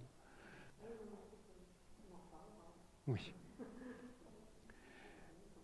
Les traitements, il n'y a pas de dépendance ni d'accoutumance. Il y a peu de non-répondeurs au méthylphénidate. Il y en a, mais pas énormément. Ce n'est pas un vrai problème, de mon point de vue. Il est nécessaire d'avoir une alternative thérapeutique avec une autre molécule qui ne soit pas juste du méthylphénidate emballé différemment. L'objectif, c'est l'arrêt. Il faut le mener, il faut le tenter, quitte à échouer, mais il faut le tenter. Nous sommes très entraînés à cela dans l'épilepsie, par exemple, où on tente l'arrêt des traitements. Et avec cette notion de la transition motivationnelle. Et la pharmacopée ne suffit pas et ne suffira jamais. J'égrène des sujets de discussion avec vous. L'estime de soi, pour nous, c'est un enjeu majeur. Il existe des outils, y compris des outils qui ne sont peut-être pas encore suffisamment reconnus et labellisés par l'Académie, mais qui vont acquérir leur lettre de noblesse. Et je pense en particulier à l'hypnose, qui est une vieille pratique éprouvée et pour lesquelles les Français ont fait énormément de progrès et de choses par le passé, et qui aujourd'hui est en train de prendre ses marques grâce à l'imagerie, qui montre que l'hypnose peut permettre de modifier, que ce soit dans la méditation de moines expérimentés ou dans des pratiques de gens moins expérimentés, peut modifier l'activité des circuits avec des effets durables. Je ne reviens pas sur cette histoire que je vous ai expliquée. À mon avis, ça c'est un enjeu majeur, le fait que les circuits motivationnels sont impliqués dans la construction de l'estime de soi, et ça expliquerait pourquoi les troubles sont aussi précoces que cela dans le TDAH, peut-être. Le modèle à 4 entrées que je vous propose, qui n'est pas démontré, mais qui est une piste pour la discussion, c'est de dire qu'il y a ce modèle à double entrée, mais qu'il y a peut-être des recherches sur lesquelles il faut que nous soyons vigilants sur la construction précoce de la conscience de soi et partant de l'estime de soi, et par ce dont j'ai peu parlé, mais parce que ça nous emmènerait encore un peu loin, sur l'accès au contenu mental, la rêverie éveillée et la difficulté que peuvent avoir ces enfants quand on leur demande à quoi tu as pensé, ils disent je ne sais pas. Alors que l'autre va dire j'ai pensé à ce que je vais faire tout à l'heure ou à mes vacances. Il semble que dans le TDAH, il y a des données de recherche là-dessus, l'accès au contenu mental semble poser problème, ce qui peut alimenter un trouble de l'estime de soi. C'est-à-dire que quand on n'est pas capable quand on a une difficulté à porter des jugements sur soi-même, ça ne facilite pas les choses. Voilà, comme je l'avais dit, je vais essayer de pousser la discussion en proposant des choses qui permettent d'enrichir la discussion. Mais je ne prétends pas que ça, c'est une vérité démontrée. Voilà, l'éducation. Alors oui, ça m'embête de ne pas vous parler de l'éducation parce que... oui, le jardinier, j'étais l'autre jour, j'achetais des plantes chez Jardiland et je disais, mais est-ce que ça ne va pas trop grossir? Et le marchand me dit, ah, si on ne taille pas, c'est pas beau. Hein. Si on ne coupe pas, c'est pas beau. Et effectivement, je pense que le jardinier, il aime les beaux arbres. C'est pour ça qu'il les taille. Et le nom est structurant. Alors, les enfants, avec les jeux vidéo, ils sont bien, parce que là, c'est le 3e par an, hein, il n'y a pas besoin de s'en occuper. Je ne vais pas vous faire tout le laïus, vous connaissez, mais c'est vrai que cette pénétration médiatique, elle pose un peu problème au corps médical, et c'est en train quand même de devenir n'importe quoi. Et ça, c'est tout le débat de réflexion qu'il faut avoir, le débat de société, Serge Tisseron, etc., les balises repères, etc., etc. C'est toutes ces recherches qui sont importantes. La révolution numérique, la diététique numérique, la nutrition numérique, l'infobésité, etc., etc. Et puis, je ne résiste pas, évidemment, à souligner qu'aux États-Unis, ils vont un peu plus loin. Ils ont mis en ligne des logiciels pour créer son plan familial médiatique. Alors, c'est un peu... voilà, c'est une autre culture. Mais vous avez un logiciel en ligne qui permet de définir votre programme d'exposition médiatique familiale. Bon. À voir. Je vous conseille de lire cet ouvrage de Michel Desmurger. Je crois que c'est important d'y passer. On n'en sort pas indemne. C'est important. Il n'y a pas que ça qui vaut, mais c'est important de traverser ça, je pense. C'est une compilation d'études scientifiques. C'est important d'y être passé quand même, si vous ne l'avez pas fait. Voici des différences de dessin du bonhomme en fonction du degré d'exposition médiatique. Vous voyez qu'il y a un certain degré d'appauvrissement. J'aime bien aussi le chiffre qui rappelle qu'aujourd'hui, en 2016-2017, un jeune de 16 ans a potentiellement vu 20 000 meurtres virtuels. C'est un débat de société. Ce n'est pas que les médecins et les psychologues qui doivent s'emparer de ce débat. Et actuellement, le rapport que ce soit de l'Académie américaine de pédiatrie ou de l'Académie des sciences en France, fait une conclusion avec des gens qui connaissent le sujet, mais qui dit qu'il faut une utilisation éclairée, il ne faut pas condamner, tout stigmatiser, mais il faut accompagner, il ne faut pas laisser l'enfant seul, et il faut que ce soit un outil pédagogique, oui. Sauf qu'en réalité, ce n'est pas ça qui se passe. Et donc, entre les bonnes paroles et la réalité, il y a un problème.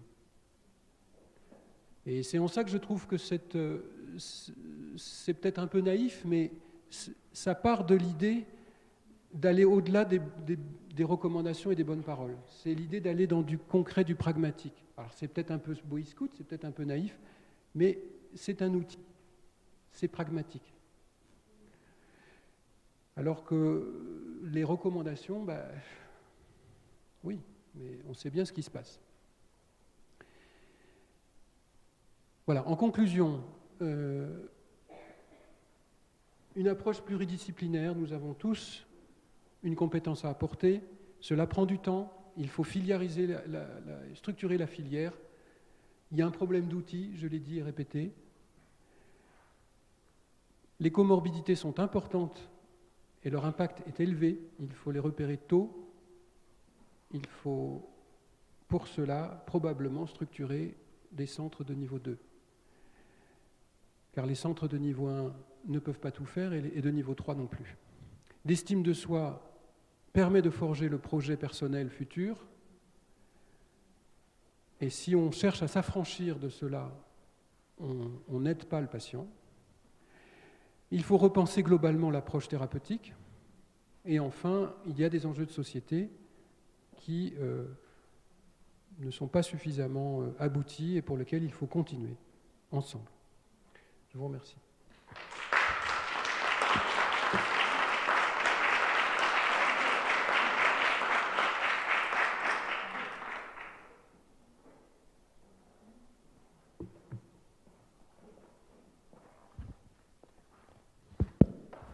Bien, merci pour cette ouverture et les apports à la fois scientifiques et en même temps le regard sur le sujet bio-psychosocial, on va le dire comme ça. Il nous reste peu de temps, vous souhaitez discuter, mais on a 5 minutes, donc peut-être voilà, les 2 ou 3 questions qui vont émerger tout de suite. Je voulais vous poser par rapport aux écrans et à l'utilisation chez les enfants donc présentant symptômes ou syndrome TDAH qui sont avant la médicalisation. Lorsqu'on fait l'anamnèse, parfois ce sont des enfants qui ont une utilisation assez forte et régulière des écrans, un peu comme tous les enfants, mais encore plus parce que les parents ont tendance à nous dire, moi je suis psychologue, que c'est le seul moment où ils arrivent on les sent concentrés, qu'ils arrêtent de bouger. J'ai souvent du mal à leur expliquer les différences à qualifier en fait pourquoi là la concentration et l'attention est selon eux bonne. Donc ils me disent mais pourquoi de manière un peu voilà comme ça simple il n'arrive pas à se concentrer pour apprendre la poésie et il peut rester 3 heures sur des jeux d'architecture sur l'iPad.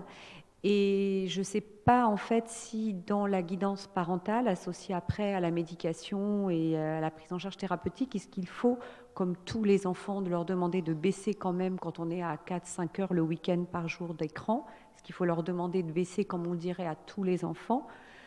surtout avant la 6e, ou est-ce que pour eux, il y a vraiment nécessité de mettre en garde les parents sur le contrôle et éventuellement la restriction de l'utilisation des écrans? J'ai du mal à vous répondre parce que je n'ai pas d'éléments très, très clairs qui permettent de répondre à cette question. Je dirais qu'effectivement, comme pour tout enfant, il y a une hygiène à respecter, et ce n'est pas parce qu'il a un TDAH, à mon avis, qu'il faut être plus permissif ou plus tolérant. Par exemple, en 2013, l'Académie américaine de pédiatrie a enfin dit « pas de télé avant 3 ans ». C'est pas ce qui se passe. Et je pense qu'il y a des lobbies derrière commerciaux importants, et donc c'est un vrai débat de société. Mais je ne pense pas je ne vois pas pourquoi il faudrait avoir des mesures différentes et particulières. Il n'y a aucune donnée scientifique qui étudie ça et qui démontre ça. Intervention. Mais il y a de fortes présomptions sur le fait que, notamment dans cet ouvrage, il y a de nombreuses références qui indiquent qu'effectivement le risque de TDAH augmente avec la consommation d'écran et de numérique. Oui, c'est tout l'impact de la pénétration médiatique, oui. Et donc on peut se poser la question de savoir si cette inflation du diagnostic de TDAH est liée à des outils diagnostiques qui attrapent un peu tout le monde, et aussi à une pénétration médiatique qui ne fait que grandir. Pour l'instant, le débat est totalement ouvert. Notre intervention. Oui. Et une dernière là.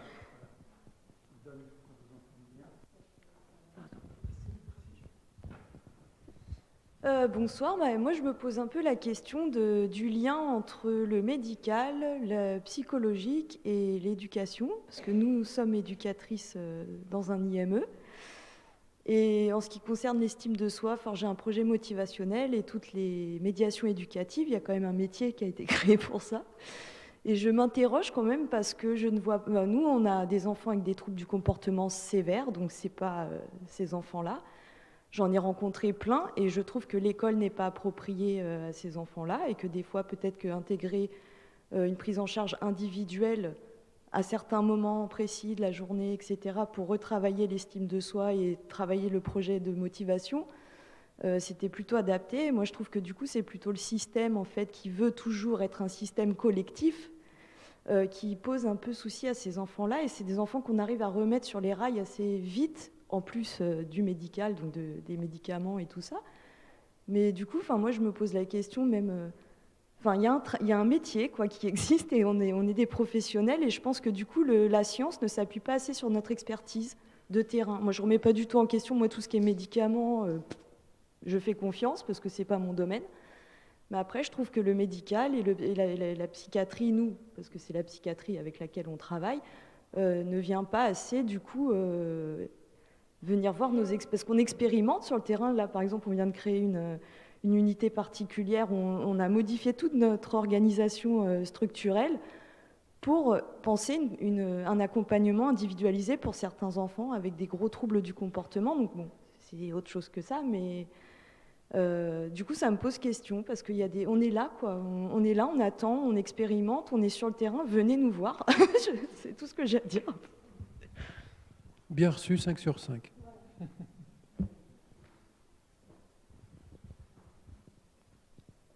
Dernière, oui. Merci déjà pour la clarté de votre exposé. Quand vous évoquez les thérapies courtes, se développent actuellement en lien avec les évaluations, la remédiation cognitive, y compris sur ordinateur, la rééducation des fonctions exécutives sur quelques semaines. Est-ce que vous en avez l'expérience? Est-ce que vous avez un avis sur ce type de méthode? En plus, bien entendu, en les associant à ce que vous avez décrit en termes de traitement, de travail sur l'estime de soi, la valorisation et l'expression. Alors, je ne pratique pas. J'ai choisi, on ne peut pas tout faire, mais... Micro. Je ne le pratique pas, mais il faut un peu choisir. Mais les retours que j'en entends et les travaux que je vois passer suggèrent qu'il y a un potentiel très intéressant là-dessus, y compris dans l'utilisation des techniques numériques. C'est pas... Alors je vois le paradoxe poindre à l'horizon, mais non, les outils, il faut savoir les utiliser, c'est comme tout. Mais donc oui, nous pensons que c'est une approche extrêmement intéressante. Oui. Bien, écoutez, merci. On se retrouve dans 3 semaines, c'est ça? Oui, absolument, dans 3 semaines, avec Jean-Pierre Rosenweg, donc 18h30. Donc bonne soirée. Merci encore Pierre Thomas Castelnau. Et bon retour.